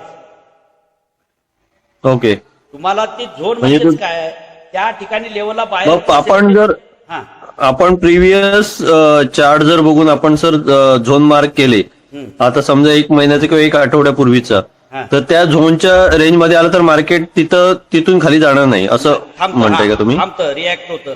तो तोडून गेल्याशिवाय, म्हणजे इतर वेळेला जसं प्राइस खाली जाते ना, त्याप्रमाणे तिथून प्राइस खाली जात नाही. कारण मी आता जर लास्ट 1 वीक मध्ये बघतोय ना, तर मार्केट अपवरती चाललं होतं आणि अचानक आता एकदम 23,400 असं पर्यंत आलंय. म्हणजे इराण, इराक आणि हे जिओ पॉलिटिकल इश्यू आहे, हा इश्यू जोपर्यंत सॉल्व्ह होत नाही तोपर्यंत मार्केट याच पद्धतीनं काम करणार. अशा सिच्युएशन मध्ये फक्त आपलं एकच काम, मोठ्या टाइम फ्रेम मध्ये लॉंग टर्मच्या याच्यामध्ये आपल्याला जे चांगले स्टॉक खाली कुठपर्यंत आलेले आहेत एवढं बघणं आणि त्या ठिकाणी बायची पोझिशन घेऊन ठेवणे, खरेदी करणे, ही चांगली अपॉर्च्युनिटी म्हणून बघायचं आहे. बरोबर बरोबर. बट सर आता जर मार्केट जर खाली येते, आपण तर लॉंग टर्म म्हणजे किती कुठच्या टाइम, 1 मंथच्या की 1 वीकच्या किंवा कुठच्या टाइम फ्रेमवर बघायचं आपण? लॉंग टर्मला सांगितलंय ना तुम्हाला, चार्ट सांगितलंय ना त्याच्यामध्ये, मंथली, विकली आणि डेलीच्या टाइम फ्रेम ही छोटी टाइम फ्रेम, याच्यावरती झोन मार्क करायचे. आता आपण विकलीला हायर टाइम फ्रेमचे झोन मार्क, मंथलीला. सर डेलीचं कसं होतंय, डेलीला मी करतोय मार्क, पण त्याच्या खालीच एकदम 50 किंवा 100 पॉईंट खाली होतंय किंवा एकदम वरती तरी होतंय. मग त्या केसमध्ये आपण कुठचं विकली कन्सिडर करायचं कसं करायचंय? वरचा त्याला धरायचंच नाही ना, मग तो तुमचा व्हॅलिडच झाला की आपण अनव्हॅलिडच झाला ना तो. Cancel Okay. झाला झोन. त्याच्या खाली जर ओपन झाली प्राइस तर तो झोनच नाही. हा. आपण काम करायच्या अगोदरच तो कॅन्सल झाला झोन. तो कॅन्सलच म्हणजे कन्सिडरच करायचा नाही. नाहीच ना, प्राइस त्याच्या खाली गेली की तो झोन कॅन्सल, त्याचं काही व्हॅल्यू नाही. ओके. तो त्या ठिकाणी परत तुम्हाला रेजिस्टन्स म्हणून झोन तयार होईल वरच्या साईड. ओके. प्राइस जर खाली ओके. गेली तर. आणि समजा गॅप अप प्राइसच्या झोनच्या वरती जर झाले तर तो सपोर्ट म्हणून हा. काम करणार. ओके. तो जो झोन जराशी जागा बदलेल आपल्याला कॅन्डलच्या हिशोबाप्रमाणे, तर तिथं तो सपोर्ट ओके. तयार होईल. ओके. ओके. ओके. ओके. आणि हे जे गॅप अप गॅप डाऊन जे आहे ना, जोपर्यंत इराण इराक इस्रायल हे युद्धाचं जे थांबणार नाही, मोदी साहेबांनी सुद्धा आता पंतप्रधानांनी तुम्हाला एक आवाहन केलंय बघा की सोने खरेदी करू नका, वर्क टू होम करा. याच्या पाठीमागची रिझन काय आहे की आतापर्यंत आपण या जिओ पॉलिटिकल इश्यूला पूर्वीच्या याच्यानुसार फेस करू शकत होतो, परंतु आता ते लिमिट क्रॉस झालेलं आहे. म्हणजे काय, हे डिझेल आणि हे जे ऑइलचे जे भाव आहेत हे भाव वाढणार आहे. कारण आपण ते तर काय निर्मिती करू शकत नाही, आपण आयात करणारे देश आहोत आणि संपूर्ण व्यवसाय त्याच्यावरती डिपेंड आहे. मग जर त्या बरोबर. वस्तूचे भाव वाढले तर प्रोडक्शन म्हणजे सगळ्याच गोष्टींची महागाई वाढत जाणार आहे, परत खर्च वाढत जाणार आहे. आणि आपला पैसा आपल्या देशामध्ये खर्च वाढत झाला तर तो देशातच पैसा राहतो. ऑइल ज्या वेळेला खरेदी करतो ते कशामध्ये जातो आपण, तर सोनं बाहेरून खरेदी करतो किंवा ऑइल आपण बाहेरून खरेदी करतो, त्यावेळेला परकीय चलनामध्ये आपली गुंतवणूक होते, म्हणजे आपल्या देशातला पैसा बाहेर जातो. बरोबर. त्यामुळं त्या तुलनेमध्ये आपल्या रुपयाचं व्हॅल्युएशन कमी होतं. ह्या सगळ्या गोष्टी बघितल्यानंतर आपण या पिरियडमध्ये आपला अवांतर होणारा खर्च टाळावा याच्यासाठी तो काय केलेला आहे, आवाहन केलेलं आहे थोडक्यात एकंदरीत. म्हणजे त्याचे चटके जे आहेत ते आता सुरू होणार आहे. समजा हे जर युद्ध आणि लांबलं तर याला आपल्या देशातील परिस्थिती कारणीभूत नाही आहे. हे ओव्हरऑल जगामध्ये ही परिस्थिती निर्माण झालेली आहे. जेवढ्या देशांना ऑइलचा पुरवठा केला जातो, तेलाचा पुरवठा केला जातो, गॅसचा पुरवठा केला जातो, आणि या एवढ्याच वस्तू नाहीत, लक्षात ठेवा. आता त्या होर्मुझच्या आखातामधून, त्या पट्ट्यामधून ज्या दैनंदिन जीवनामध्ये वापराला लागणाऱ्या ज्या वस्तूंची खरेदी विक्री करणारी जी जहाजं जात होती, जी निर्यात आयात निर्यात होत होती, ते प्रोडक्शन सुद्धा त्या मार्गे जाणारं थांबलं. त्याच्यासाठी लागणारं जे ट्रॅव्हलिंग आहे ते तुम्हाला मोठ्या प्रवासातून करावं लागलं, खर्च वाढला. त्या सगळ्या गोष्टींचा परिणाम हा तुमच्या अर्थव्यवस्थेवरती कळत न कळत येतोच. याला पर्याय नाही. आतापर्यंत आपण स्टेबल राहिलो, आतापर्यंत तितकीशी झळ आपल्याला पोचली नाही, परंतु भविष्य काळामध्ये याच्यावरती जोपर्यंत लवकरात लवकर तोडगा निघत नाही तोपर्यंत ही परिस्थिती अशीच राहील. त्यामुळं या परिस्थितीमध्ये मार्केटला सुद्धा काय करावं हे कळत. फक्त आपल्या हातामध्ये एवढंच आहे की शॉर्ट टर्म साठी आता याच्यामध्ये विचार करायचा नाही. आपण जर लॉंग टर्मचा व्ह्यू ठेवून आपल्याला अपॉर्च्युनिटी, संधी शोधायची, आपण मार्केटमध्ये कुठं येतंय त्या ठिकाणी करा ना. 20-20%, 40-40% जर करेक्शन झालेलं असेल तर त्याच्यापेक्षा जास्त करेक्शन आणखी किती होऊ शकतं, त्यालाही मर्यादा आहेत ना. आता जे उद्योग व्यवसाय आहेत त्या कुठल्याही इतकं सोडून द्या, ही युद्धजन्य परिस्थिती आहे, ही निवळल्यानंतर याच्यामध्ये डेव्हलप होणार आहे. कोरोना सारख्या परिस्थितीमध्ये सलग वर्ष दीड वर्षापर्यंत कुठल्याही प्रकारचे व्यवसाय चालू नव्हते, उद्योगधंदे बंद होते. त्याच्यानंतर परिस्थितीमध्ये सुधारणा झाली का नाही? तितकी वाईट परिस्थिती आज नाहीये. खर्चाचं प्रमाण वाढलं, व्यवसायाच्या उत्पादनावरही परिणाम झाला, पण या परिस्थितीमध्ये सुधारणा होऊ शकते. त्यामुळे मार्केट ओव्हरऑल वरती जाऊ शकतं. असो, आपला थोडासा मुद्दा विषयांतर होतोय, कारण आपल्याला हे जे स्टेप समजून घ्यायचे थोडक्यात हळूहळू आपण समजून घेऊ. आता कुठं होतो आलो आता आपण की इथून रिस्क रिवार्ड जे बघायचं आहे आपण. आता इथं झोन मार्क केला तर इथून हायर टाइम फ्रेमचे जे झोन आहेत, पहिला ह्या सगळ्या गोष्टी आपण समजून घेऊ आणि मग पुढे आपल्याला बघता येईल. लक्षात घ्या या बाकीच्या गोष्टी ज्या आहेत.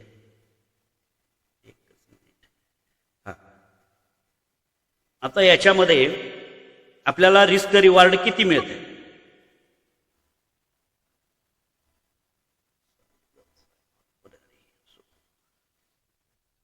आता इथं समजा बायची पोझिशन आपण घेणार आहोत, या दरम्यान या झोनवरती आपल्याला मिळते इथं ट्रेड. आता हे डिमांड झोन आणि हायर टाइम फ्रेमचा डिमांड झोन दोन्ही एकाच जवळ आहे, एकदम लागून आहेत. आणि जो छोटा झोन आहे म्हणजे लोअर टाइम फ्रेमचा झोन आहे तो नॅरो रेंज मधला आहे आणि थोडासा ब्रॉड जो आहे तो हायर टाइम फ्रेमचा झोन आहे. मग या ठिकाणी आपण काय करायचं, हायर टाइम फ्रेमच्या झोनच्या खाली, कारण एकदम लागून आहेत ते, जवळपास आहे, एकदम जवळ मिळालेलं म्हणजे एरिया आपल्याला खूप चांगले मिळाले. आता इथून या हायर टाइम फ्रेम पर्यंत जी खालची लाईन आहे तिथपर्यंत आपण ट्रॅक केलं. याच्यावरती जर बघितला एकास 7.14 इथं दिसतं आपल्याला 7.14 इतका रिस्क रिवॉर्ड आपल्याला दिसतो. म्हणजे एकाच 5च्या वरती आहे का कमी आहे मला सांगा? एकाच 5 पेक्षा जास्त आहे. रिस्क रिवॉर्ड आपल्याला खूप चांगलं आहे. याला आपण 2 गुण देणार. रिस्क रिवॉर्ड नुसार 2 गुण देणार आहे. समजा हा झोन आता कुठं मार्क करत बसायचं नाही आपण, पण इथं कुठेतरी सापडला समजा आपल्याला, तर आपल्याला ट्रेड कुठून घ्यायचा आहे? या झोनच्या वरती आपण ट्रेड घेणार आहोत आणि या झोनच्या खाली आपल्याला इथं स्टॉप लॉस लावणार. आता समजा हा झोन थोडासा आपण ब्रॉड करू. आता याचं रिस्क रिवॉर्ड रेशो एकाच 3.86 बसतो, एकाच 3.86 आणि रिस्क रिवॉर्ड रेशो हा जर 3 पेक्षा जास्त असेल आणि 5 पेक्षा कमी असेल, या दरम्यान आहे, 3 पेक्षा जास्त आहे आणि 5 पेक्षा कमी आहे, तर त्या स्टेपमध्ये आपण या ट्रेडसाठी आपण किती गुण देणार आहोत? 1 गुण देणार. आपण काय करणार? 1 गुण देत. रिस्क रिवॉर्ड बघतोय आपण, मला मिळणारं टार्गेट हे किती मिळू शकतं त्याच्यावरती माझ्या ट्रेडची प्रॉबेबिलिटी वाढणार आहे. जर मला जास्त प्रॉफिट मिळू शकेल इतकी जागा जर त्या ठिकाणी अवेलेबल असेल तर त्याच्यामध्ये मला एकाच 2 एकाच 3 या प्रमाणात प्रॉफिट बुक करून यशस्वीपर्यंत तो ट्रेड सक्सेस होऊन मी बाहेर पडू शकतो, इतकी प्रॉबेबिलिटी त्या ट्रेडमध्ये असते. जसं तुमचा हा झोन समजा वरती जातो आणि इथं तुम्हाला हा डिमांड झोन मिळाला, तुमची ट्रेड एंट्री इतर आहे, स्टॉप लॉस तुमचा इतर आहे, तुमचं रिस्क रिवॉर्ड 2.73 बसतं. रिस्क रिवॉर्ड रेशो किती बसलाय? 2.73. मग या ठिकाणी तुम्ही ट्रेड घेताना काय करायचं? याला आपण 0 देणार, कारण तुमचं प्रॉफिट मिळण्यासाठी जागा खूप कमी आहे. तुम्हाला जागा खूप काय आहे? कमी आहे. त्यामुळे या ठिकाणचा ट्रेड हा रिस्की ट्रेड होऊ शकतो. म्हणून या टाइम फ्रेम प्रमाणे तुम्हाला इथं काय करता येणार नाही, ट्रेड घेता येणार नाही, किंवा घेता येणार नाही असं म्हणत नाही मी. हा ट्रेडला आपण रिस्क रिवॉर्डच्या स्टेपला आपण किती मार्क्स देणार? 0 मार्क्स देणार. आता काही गोष्टी लक्षात आली का बघा, आपण रिस्क जे किती रिस्क घेणार आहे त्याच्या पटीमध्ये आपल्याला प्रॉफिट किती मिळते साध्या भाषेमध्ये समजायचं. जेवढं जास्त प्रॉफिट मिळणारी जागा आहे ट्रेड घेतल्यापासून त्या ट्रेडला आपण अधिक पॉईंट देणार, म्हणजे 2 गुण देणार. आणि ज्या ठिकाणी रिस्क रिवॉर्ड रेशो 3 पेक्षा जास्त मिळतोय आपल्याला परंतु 5 पेक्षा कमी आहे तर त्याच्यासाठी 1 गुण आपण देणार. विषय आपला संपला. आणि समजा 3 पेक्षा कमी जर आपल्याला रिस्क पेक्षा मिळणारं प्रॉफिट 3 पेक्षा कमी आहे तर आपण असा ट्रेड घ्यायचा नाही किंवा त्याला आपण 0 मार्क्स देणार. आता हा झाला रिवॉर्ड, म्हणजे तिसरी स्टेप बघितली आपण. पहिल्या स्टेपमध्ये क्वालिटी झोन शोधला, दुसऱ्या स्टेपमध्ये आपण काय पाहिलं? लेगआउट किती स्ट्रॉंग आहे, लेगआउट किती चांगला आहे त्याला गुण दिले आपण. त्याच्यानंतर आपण तिसरी स्टेप जी पाहिली आपण, तिसरी स्टेप काय पाहिली आपण? तिसऱ्या स्टेपमध्ये आपण रिस्क टू रिवॉर्ड रेशो, मी घेतलेल्या ट्रेडवरती मी किती पटीनं प्रॉफिट मिळवू शकतो हे आपण पाहिलं. आणि त्या हिशोबाप्रमाणे आता इथं लक्षात घ्या, आपण काय करायचं आहे? 3 ते 5 रिवॉर्ड, याला आपण 1 गुण देणार आहोत. 3 ते 5च्या दरम्यानचं रिस्क रिवॉर्ड, 1:3 किंवा 1:5च्या आत जर असेल रिस्क रिवॉर्ड रेशो, तर त्याच्यासाठी आपण 1 गुण देणार आहोत. आणि जर रिस्क रिवॉर्ड रेशो त्या डिमांड झोन वरती ट्रेड घेतल्यानंतर मला मिळणार रिस्क रिवॉर्ड रेशो जर 1:5 पेक्षा जास्त दिसत असेल तर त्या ट्रेडला मी 2 गुण देणार. आणि समजा रिस्क रिवॉर्ड रेशो हा जर 3 पेक्षा कमी असेल तर त्याला 0 मार्क्स देणार. आता एक बस है तो पैसे दोनों लेके आता ना, 50 रुपए नहीं है.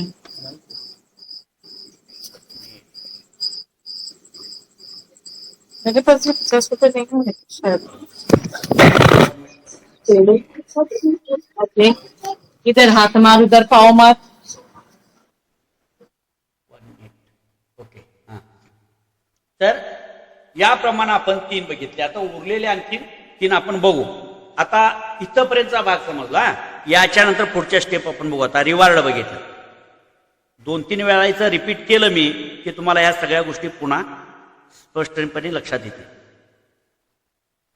म्हणजे चांगला ट्रेड कुठला, मध्यम ट्रेड कुठला, आणि ज्या ट्रेडवरती आपल्याला ट्रेड मिळतो आहे पण घ्यायचा नाही कुठला ट्रेड, हे आपण त्याच्यामध्ये ठरवणार आहोत ट्रेड घेण्या अगोदर.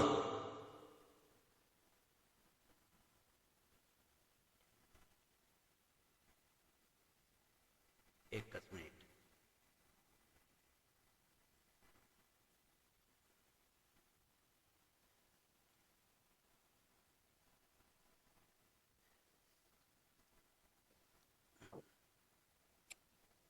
आता त्याच्यानंतर टाइम.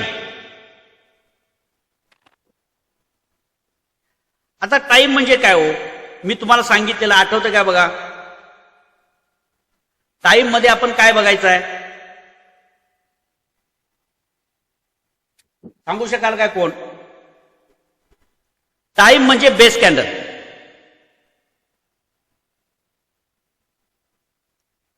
टाइम मध्ये आपण काय बघायचं, बेस कॅन्डल.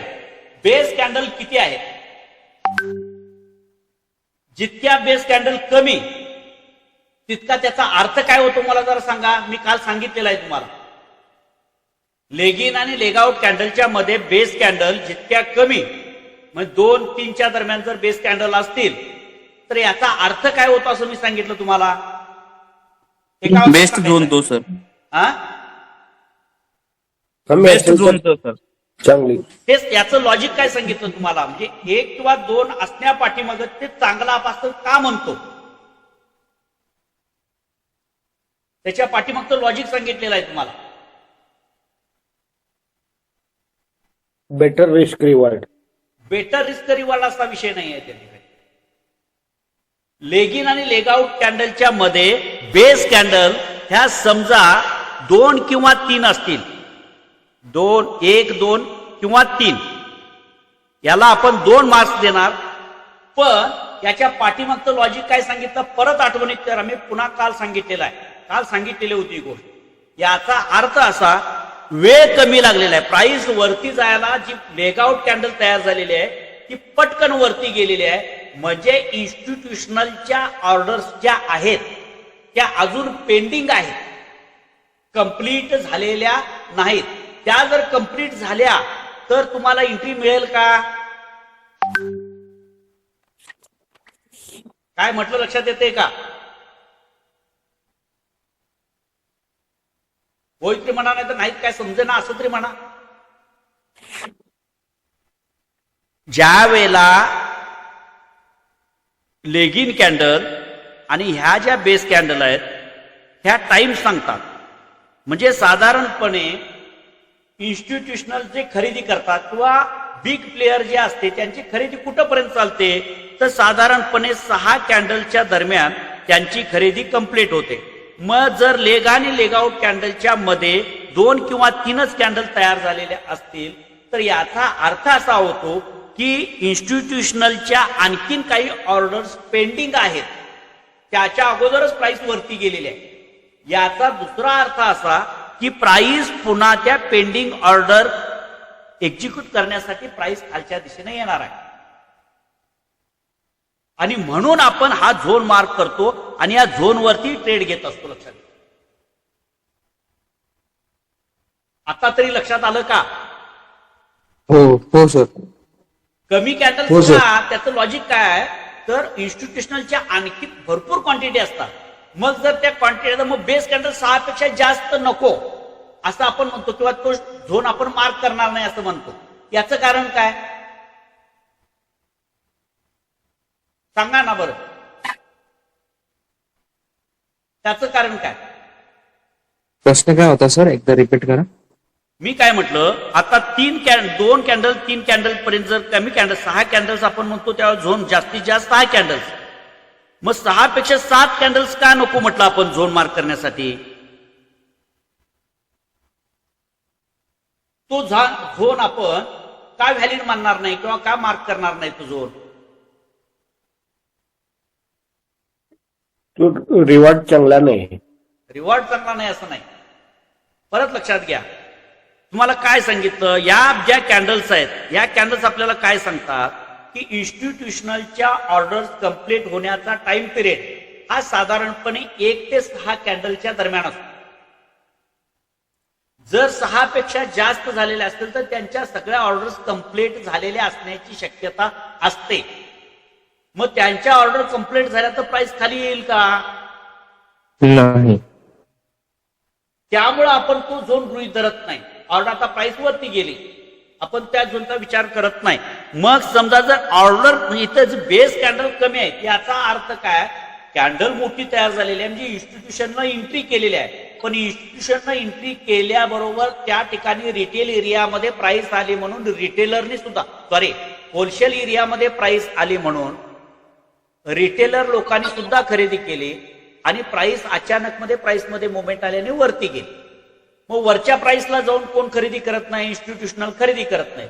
परंतु त्यांच्या काही ऑर्डर्स पैकी 50% ऑर्डर बुक झाल्या, पण अजून 50% ऑर्डर शिल्लक आहेत. मग ते प्राइसला वरती त्या प्राइसच्या पाठीमागणं ऑर्डरला ट्रेल करत जात नाहीत, ते आहेत तिथंच थांबलेले असतात. त्यांचा प्रयत्न असा असतो की प्राइसला वरून खाली घेऊन येण्याचा, त्या प्राइस पर्यंत आणण्याचा. आणि मग ज्यावेळेला प्राइस तिथं खाली येते त्यावेळेला या रेंजमध्ये ज्या पेंडिंग ऑर्डर शिल्लक असतात त्या पेंडिंग ऑर्डर काय होतात, तुमच्या ऑर्डर एक्झिक्यूट होतात. आणि इथं तुम्ही वाट बघत असताना तुम्ही इथं एंट्री घेता आणि त्यांच्याबरोबर तुमची प्राइस मध्ये एंट्री होते, त्यांच्या खरेदीबरोबर तुमची खरेदी होते. हे त्याच्या पाठीमागचं लॉजिक आहे, लक्षात घ्या. आता समजलं का? हो सर. बघा, हे थोडंसं अवघड वाटतं. मी ऍडव्हान्स स्ट्रॅटेजी आहे, थोडंसं डोकं खर्च केल्याशिवाय किंवा हे समजून घेतल्याशिवाय ह्याच्यात सोपा मार्ग तुम्हाला सांगणारच आहे मी, तो काय नो डाऊट. ह्या फॉलो द पीरियड म्हणजे ही स्टँडर्ड आहे, त्याच्यामध्ये आपल्याला थोडासा वेळ द्यावा लागेल, समजून घ्यावा लागेल. पण याचा शॉर्टकट पण मी तुम्हाला देईन. असो, आता इथं हे झाल्यानंतर लक्षात घ्या, मग या एक मिनिट. हा बोला ना. तर समजा 6 जर कॅन्डल फॉर्म झाले तर तिथं इन्स्टिट्यूशनची ऑर्डर पूर्ण झाली असं समजायचंय का? 6 आणि 6 पेक्षा कॅन्डल पर्यंत जास्त चालतात, 6 पेक्षा जास्त नको. म्हणजे 6 पर्यंत समजा 6 कॅन्डल असतील तर तिथं इन्स्टिट्यूशनच्या ऑर्डर पूर्ण झाल्यात असं मी नाही, गृहीत धरू का? 6 मध्ये सुद्धा काही पेंडिंग असू शकतात. जर 6 असले तर 6 पर्यंत आपल्याला जास्तीत जास्त वाट बघायची, म्हणजे त्यांच्यामध्ये काही पेंडिंग असू शकतात. ओके. आणि जर 6 पेक्षा जास्त असतील तर मग तिथं तर त्यांची खरेदी कंप्लीट झालेली असावी असते, कारण जास्त वेळ खरेदी करत बसत नाहीत ना ते. ओके. ठराविक टाइम पिरियड मध्ये कंप्लीट खरेदी व्हायची आणि ते ठराविक रेंजमध्ये त्यांना कंप्लीट करायची असते त्या ऑर्डर. मग कधी समजा त्यांच्या ऑर्डर फुलफिल झाल्या सगळ्या 5 याच्यामध्ये रिटेल एरियाच्या अगोदर त्याच एरियामध्ये, तर प्राइस तिथून वरती जाणार. बरोबर. समजा जर रिटेलरांचा बी इंटरेस्ट तिथं आवक झाली, न्यूज झाली किंवा आणखीन काही कारणानं यांच्या खरेदीबरोबर रिटेलर इन्व्हेस्टरांची बी खरेदी वाढली तर ऑटोमॅटिक प्राइस वरती जाणार. पण इन्स्टिट्यूशनच्या ऑर्डर पेंडिंगच राहिले ना, प्राइस वरती गेली, वरती जाऊन ते खरेदी करत नाही, परत प्राइसला खाली आणतात. मग उरलेल्या ऑर्डर त्या सिस्टीम मध्ये लावून ठेवलेल्याच असतात ना त्यांच्या. जशी प्राइस तिथे येते त्यावेळेला ते ऍक्टिव्ह होते आणि प्राइस तिथून वर जाते. ओके आणि म्हणून त्या ठिकाणची वाट आपण बघायची इन्स्टिट्यूशनची ओके प्लेअर मग म्हणजे त्याला पहिला आपण एंट्री घेऊ शकतो बरोबर. हा ओके ओके हा. आता मग त्याच्यामध्ये बेस कॅन्डल, आता मग हे लक्षात आलं तुमच्या की पेंडिंग ऑर्डर आपल्याला जर अधिक प्रमाणामध्ये बघायचे असतील म्हणजे इन्स्टिट्यूशनची खरेदी केली व्हायला लागले, हे कशावरनं करणार आपल्याला की मोठी कॅन्डल आणि होलसेल म्हणजे ज्या ठिकाणी आपल्याला झोन मार्क केलेलं आहे की होलसेल एरियामध्ये मोठी कॅन्डल तयार झालेली आहे. म्हणजे तिथं इन्स्टिट्यूशननी काय मोठी कॅन्डल कधी तयार होते, मोठी खरेदी झाल्याशिवाय. रिटेलर खरेदीदारांच्या मुळे मार्केटमध्ये मोठी कॅन्डल तयार होत नाही. मग ही मोठी कॅन्डल आपल्याला कुणामुळे तयार झाली म्हणून आपण बघतो तर इन्स्टिट्यूशनमध्ये खरेदी झाली. मग ही खरेदी केलेली त्यांचे पेंडिंग ऑर्डर असतील का असेल हे आपण त्या कॅन्डल्सवरती मोजतोय. बेस कॅन्डल्स किती आहे साधारण, मग त्याच्याप्रमाणे आपण 2 ते 3च्या दरम्यान जर कॅन्डल्स असतील बेस कॅन्डल 1, 2, 3 तर त्याला आपण तो जो झोन मार्क करणार आहोत त्या ठिकाणी प्राइस येऊन पुन्हा वर जाण्याची शक्यता अधिक प्रमाणे लवकरात लवकर तिथून प्राइस वरच्या दिशेने मुवमेंट करण्याची शक्यता अधिक असते. आणि समजा म्हटल्याप्रमाणे 6-7 कॅन्डल झाले की बऱ्याच वेळा तुम्ही बघू शकता 6-7 पुढे कॅन्डल जर तयार झाला तर बराच काळ त्या ठिकाणी प्राइस पडलेली असते. तिथं इंटरेस्ट इन्स्टिट्यूशनचा नाही असा त्याचा अर्थ. इन्स्टिट्यूशनचा तिथं इंटरेस्ट दिसत नाही असा त्याचा अर्थ. ओके, आता मग चांगला कशाला म्हणायचा, समजा बेस कॅन्डल 5 ते 6 जर असतील तर त्याला आपण 1 गुण देणार आहोत. त्याला आपण 1 गुण देणार आहोत. आणि 6 पेक्षा जास्त कॅन्डल असतील, कुठल्या कॅन्डल, बेस कॅन्डल,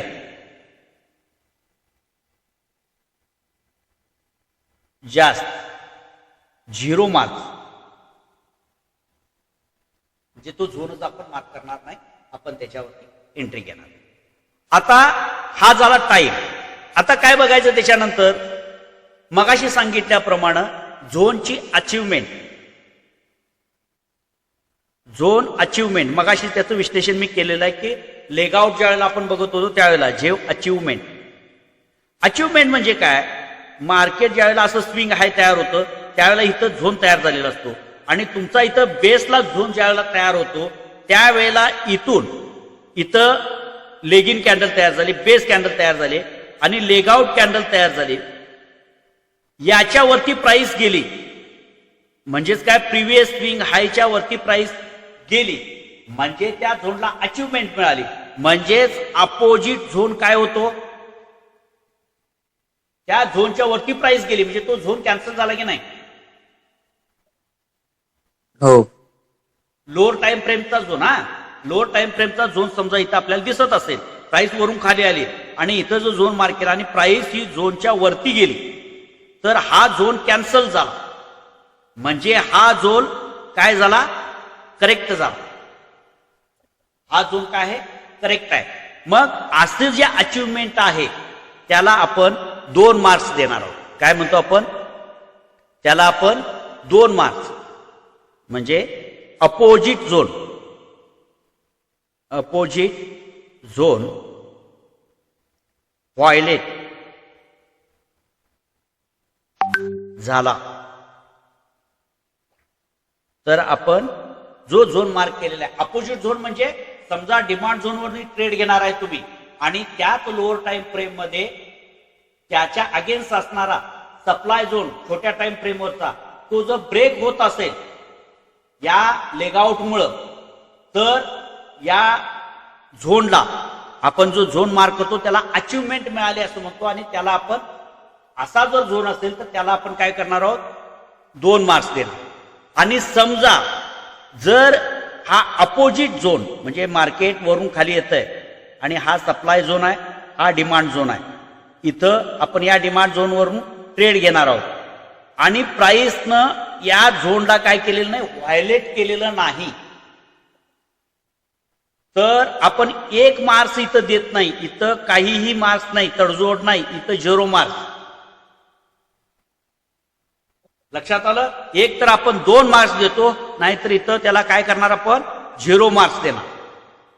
एक तर 2 मार्क्स किंवा 0 मार्क्स. 0 मार्क्स का दिलं?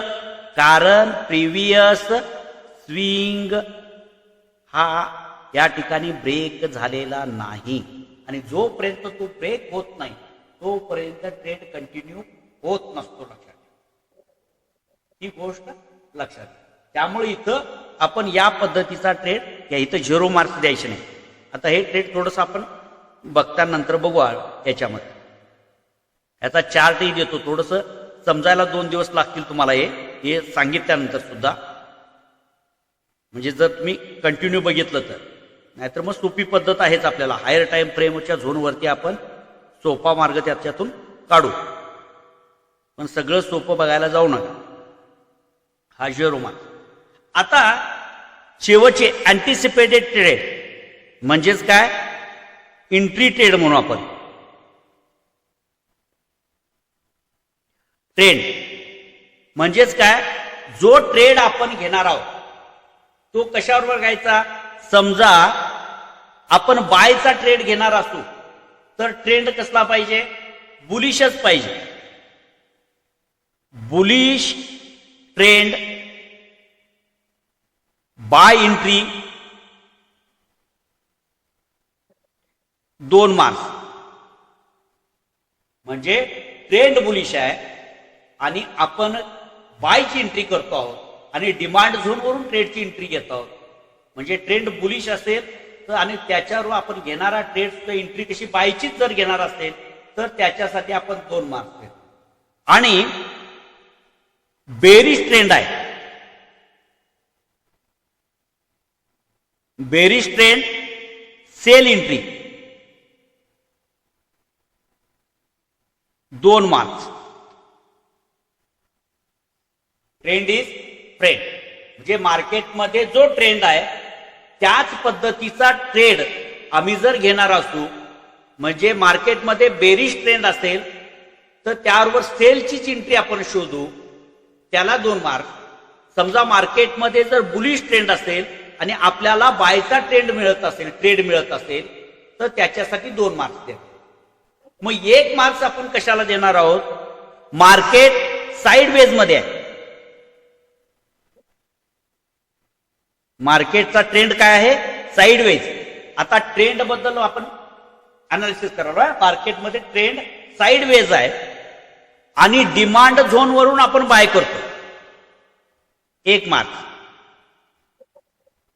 Market bullish to sideways, market bullish to sideways आहे आणि आपण बायची एंट्री घेतो तर त्यावेळेला आपण किंवा साइडवेज मार्केटमध्ये आपण बायची पोझिशन घेतो. 1 मार्क म्हणजे बायचा ट्रेड आपल्याला मिळत असेल, बुलिश ट्रेड डिमांड झोनवरून ट्रेड मिळतोय, पण मार्केट साइडवेज आहे तर आपण 1 मार्क.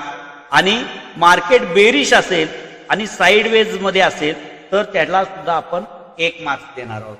आणि मार्केटमध्ये आता 0 कधी? मग मार्केटमधला ट्रेंड आहे बुलिश आणि आपण ट्रेड घेतोय सेलचा, 0 मार्क्स. मार्केट आहे बेरिश, मार्केटमधला ट्रेंड आहे बेरिश आणि बायचा ट्रेड घेतोय आपण, म्हणजे बायचा ट्रेड आपल्याला दिसतो आहे, आपण 0 मार्क्स. आपल्याला ट्रेड तर बुलिशचा दिसतो आहे तिथं, परंतु ओव्हरऑल ट्रेंड काय आहे? बेरिशचा आहे. म्हणजे ट्रेंडच्या अगेन्स्ट जर आपण एंट्री शोधत असू, एंट्री मिळत असेल आपल्याला, ट्रेड मिळत असेल तर त्याला आपण 0 मार्क्स देणार.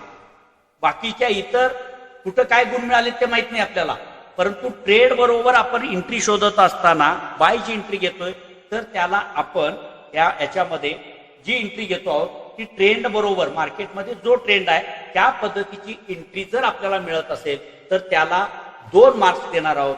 आणि जर ट्रेंडच्या अगेन्स्ट एंट्री जर आपल्याला मिळत असेल तर त्याच्यासाठी आपण 0 मार्क्स देणार. ओके. आता त्याच्यानंतर लास्टची आपल्याला काय बघायची आहे?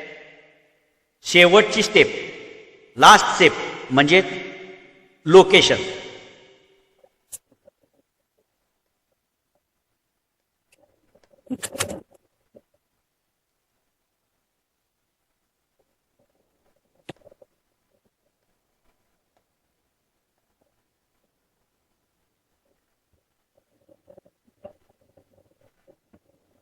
आता समजा हे 3 प्रकारचे लोकेशन आहे.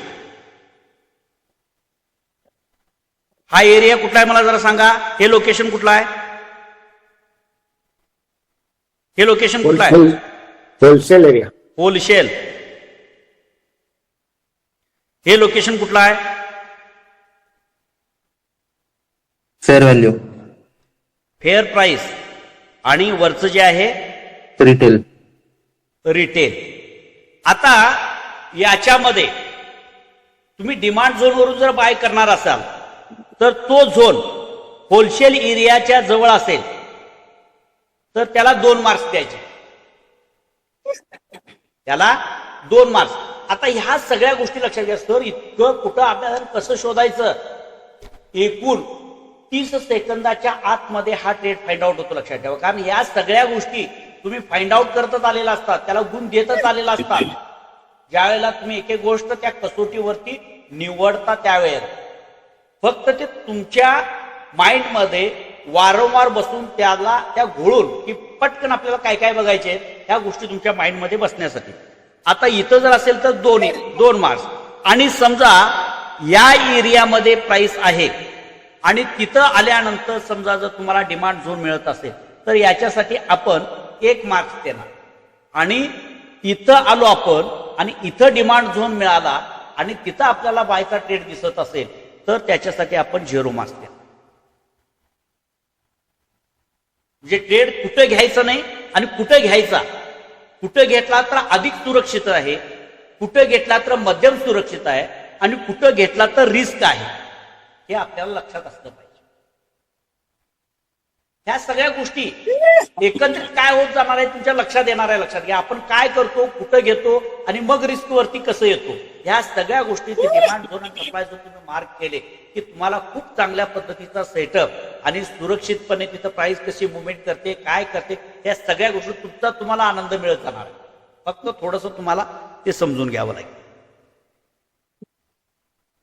याप्रमाणे 7 स्टेजवरती आपण काय करणार आहोत, या संपूर्ण ट्रेडचं प्लॅनिंग करणार आहोत.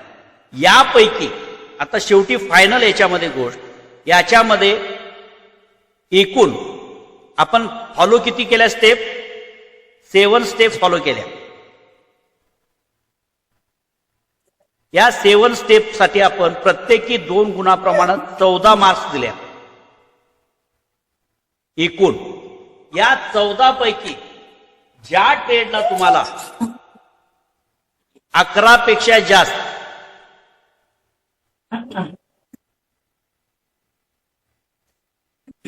मिळतील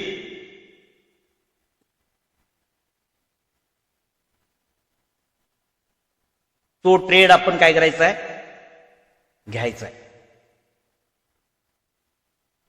हे ट्रेड सिलेक्शन आहे. याच्यामुळं तुमची विनिंग प्रॉबेबिलिटी वाढते, रिस्क कमी होते आणि जिंकण्याची शक्यता अधिक वाढते. एक समजा या टोटल 7 स्टेप मध्ये मग काही कसोटीवरती तुम्हाला 1 गुण मिळेल, काही कसोटीवरती 2 मिळतील, काही कसोटीमध्ये 0 मिळेल. त्याचं कॅल्क्युलेशन केल्यानंतर ती जी संख्या आहे ती 11 पेक्षा जास्त जर गुण आपल्याला मिळाले तरच आपण त्या ट्रेडमध्ये एंट्री घेऊ शकतो. समजा ते 12, 13, 14 याप्रमाणे मिळत गेले तर अधिक चांगलं. तो एकदम स्टँडर्ड आणि एकदम सुरक्षित अशा पद्धतीचा ट्रेड आपण म्हणू शकतो. म्हणजे एखादी वस्तू खरेदी करत असताना आपण त्या वस्तूच्या सगळ्या उपयोगितेची जी विचार करतो आपण, तो किती वर्ष टिकेल, कसा टिकेल. एखादी वस्तू घेत असताना, मोटरसायकल घेत असताना, टीव्ही घेत असताना आपण जसं सगळ्या फीचर्स बाबत विचार करतो, त्याच्या लाईफ बाबत, त्याच्या वॉरंटी बाबत जशी चर्चा करतो, अगदी त्याच पद्धतीनं ट्रेड मध्ये घेत असताना विनिंग प्रॉबेबिलिटीसाठी जे गुण सगळ्यात जास्त ज्या ट्रेडला आपल्याला मिळतील तो ट्रेड आपण काय करायचा आहे, बाय साठी निवडायचा. आणि 11 पेक्षा कमीत कमी 11 मिळाले पाहिजेत आणि 11 पेक्षा समजा 10 मिळाले, 9 मिळाले तर असा ट्रेड आपण घ्यायचा नाही. असा ट्रेड आपण घ्यायचा नाही. ही गोष्ट पक्की लक्षात ठेवा. याच्यानंतर उद्याच्या क्लासला याच्यामध्ये थोडस चार्ट वरती आपण हायर टाइम फ्रेम, लोकेशन, त्याच्यानंतर हे जे डिसिजन मॅट्रिक्स आहेत किंवा जे 7 स्टेप प्रोसेस आहे आपली, ही 7 स्टेप प्रोसेस आपण चार्ट वरती फिक्स करू आणि त्याप्रमाणे कसं आपल्याला अभ्यास करायचा आहे ते समजून घेऊ आणि मग थोडस आपण सोप्या पद्धतीकडे जाऊ. पण ह्या संपूर्ण 7 स्टेप प्रोसेस मधनं ज्या वेळेला तुमचा ट्रेड बाहेर पडतो त्यावेळेला तो ट्रेड खूप चांगल्या पद्धतीचे रिस्क रिवॉर्ड तुम्हाला देतो. कमीत कमी रिस्क वरती चांगले ट्रेड, क्वालिटी ट्रेड तुम्हाला याच्यातून मिळतात. त्यामुळं ही एक विशिष्ट प्रकारची स्ट्रॅटेजी आहे.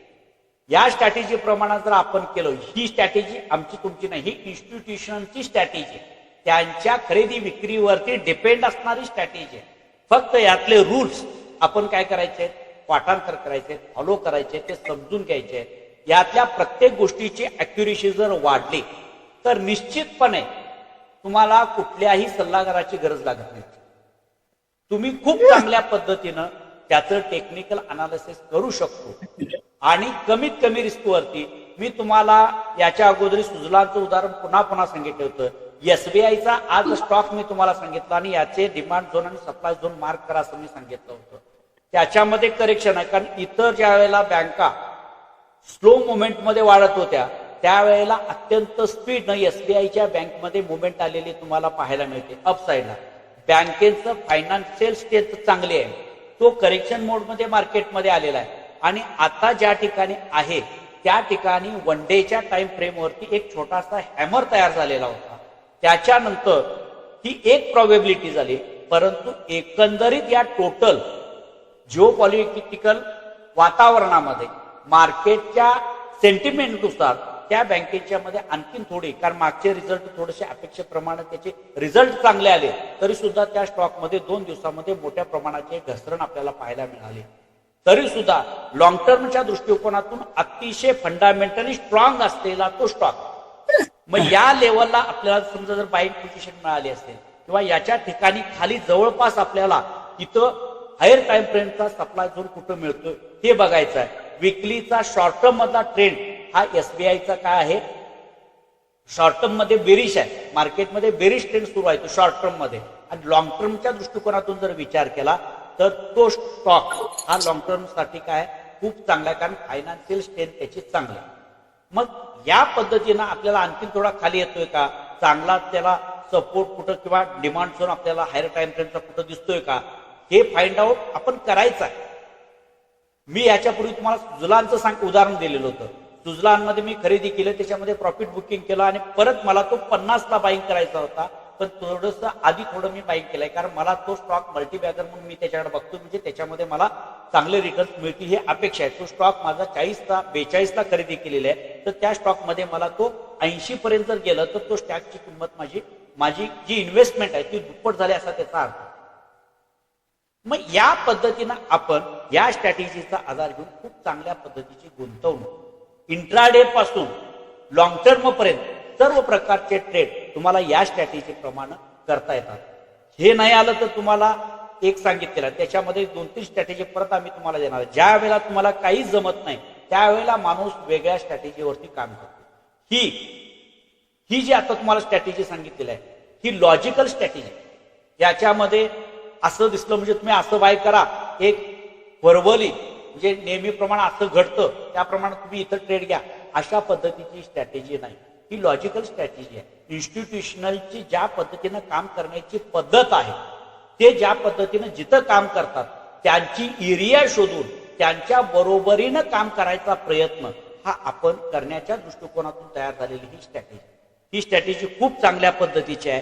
ही थोडीशी समजायला तुम्हाला अवघड जाईल, समजून घ्यायला थोडासा वेळ लागेल, परंतु ही स्ट्रॅटेजी जर तुम्हाला चांगल्या पद्धतीनं समजली तर गुंतवणूक मात्र तुम्ही खूप चांगल्या पद्धतीने याच्यामध्ये करू शकता.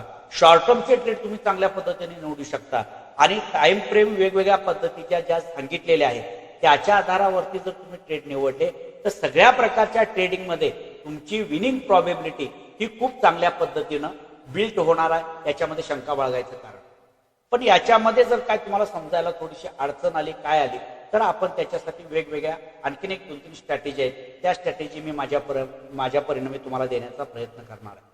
हा टेक्निकल अनालिसिसचा भाग. याच्यानंतर एक स्मार्ट मनी कन्सेप्ट तुम्हाला थोडीशी सांगणार आहे. त्याच्यामध्ये त्याला सिमिलर आहे ते, पण त्याचा वापर जास्त प्रमाणामध्ये फॉरेक्स मार्केटमध्ये किंवा इतर मार्केटमध्ये केला जातो.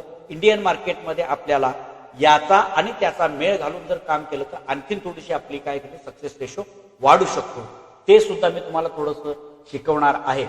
आजच्या क्लासमध्ये मला 10ला क्लास बंद करायचा होता, पण त्याच्यापेक्षा सुद्धा अर्धा तास आणि आपल्या नेहमीच्या पेक्षा सुद्धा पुढं वाढ झाला. असो, काय हरकत नाही. ही कन्सेप्ट तुम्हाला समजली का? हो सर, समजले सर.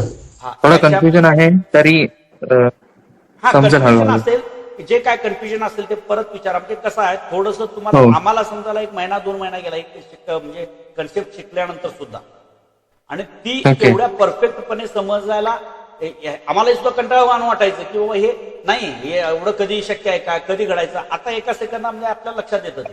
म्हणजे पर्टिक्युलर मी तुम्हाला सांगितलं की 6 कॅन्डलच का, 4 कॅन्डलच का, किंवा 2 कॅन्डलचं महत्व का बेस कॅन्डलचं, तर त्याच्या पाठीमागचं लॉजिक म्हटल्यावर तुमचा विश्वास बसणार ना. प्राइस इथून खाली वर का जाते त्या झोनवरून, त्याच्या पाठीमागचं लॉजिक कळालं तुम्हाला. बरोबर. त्या ट्रेडवरती तुमचा विश्वास बसतो. हे असंच का घडतं, उगाच ती कॅन्डल मोठी झाली आणि परत मग तिथं आली की इथनं प्राइस वरती जाणे, हे व्हर्बली झालं.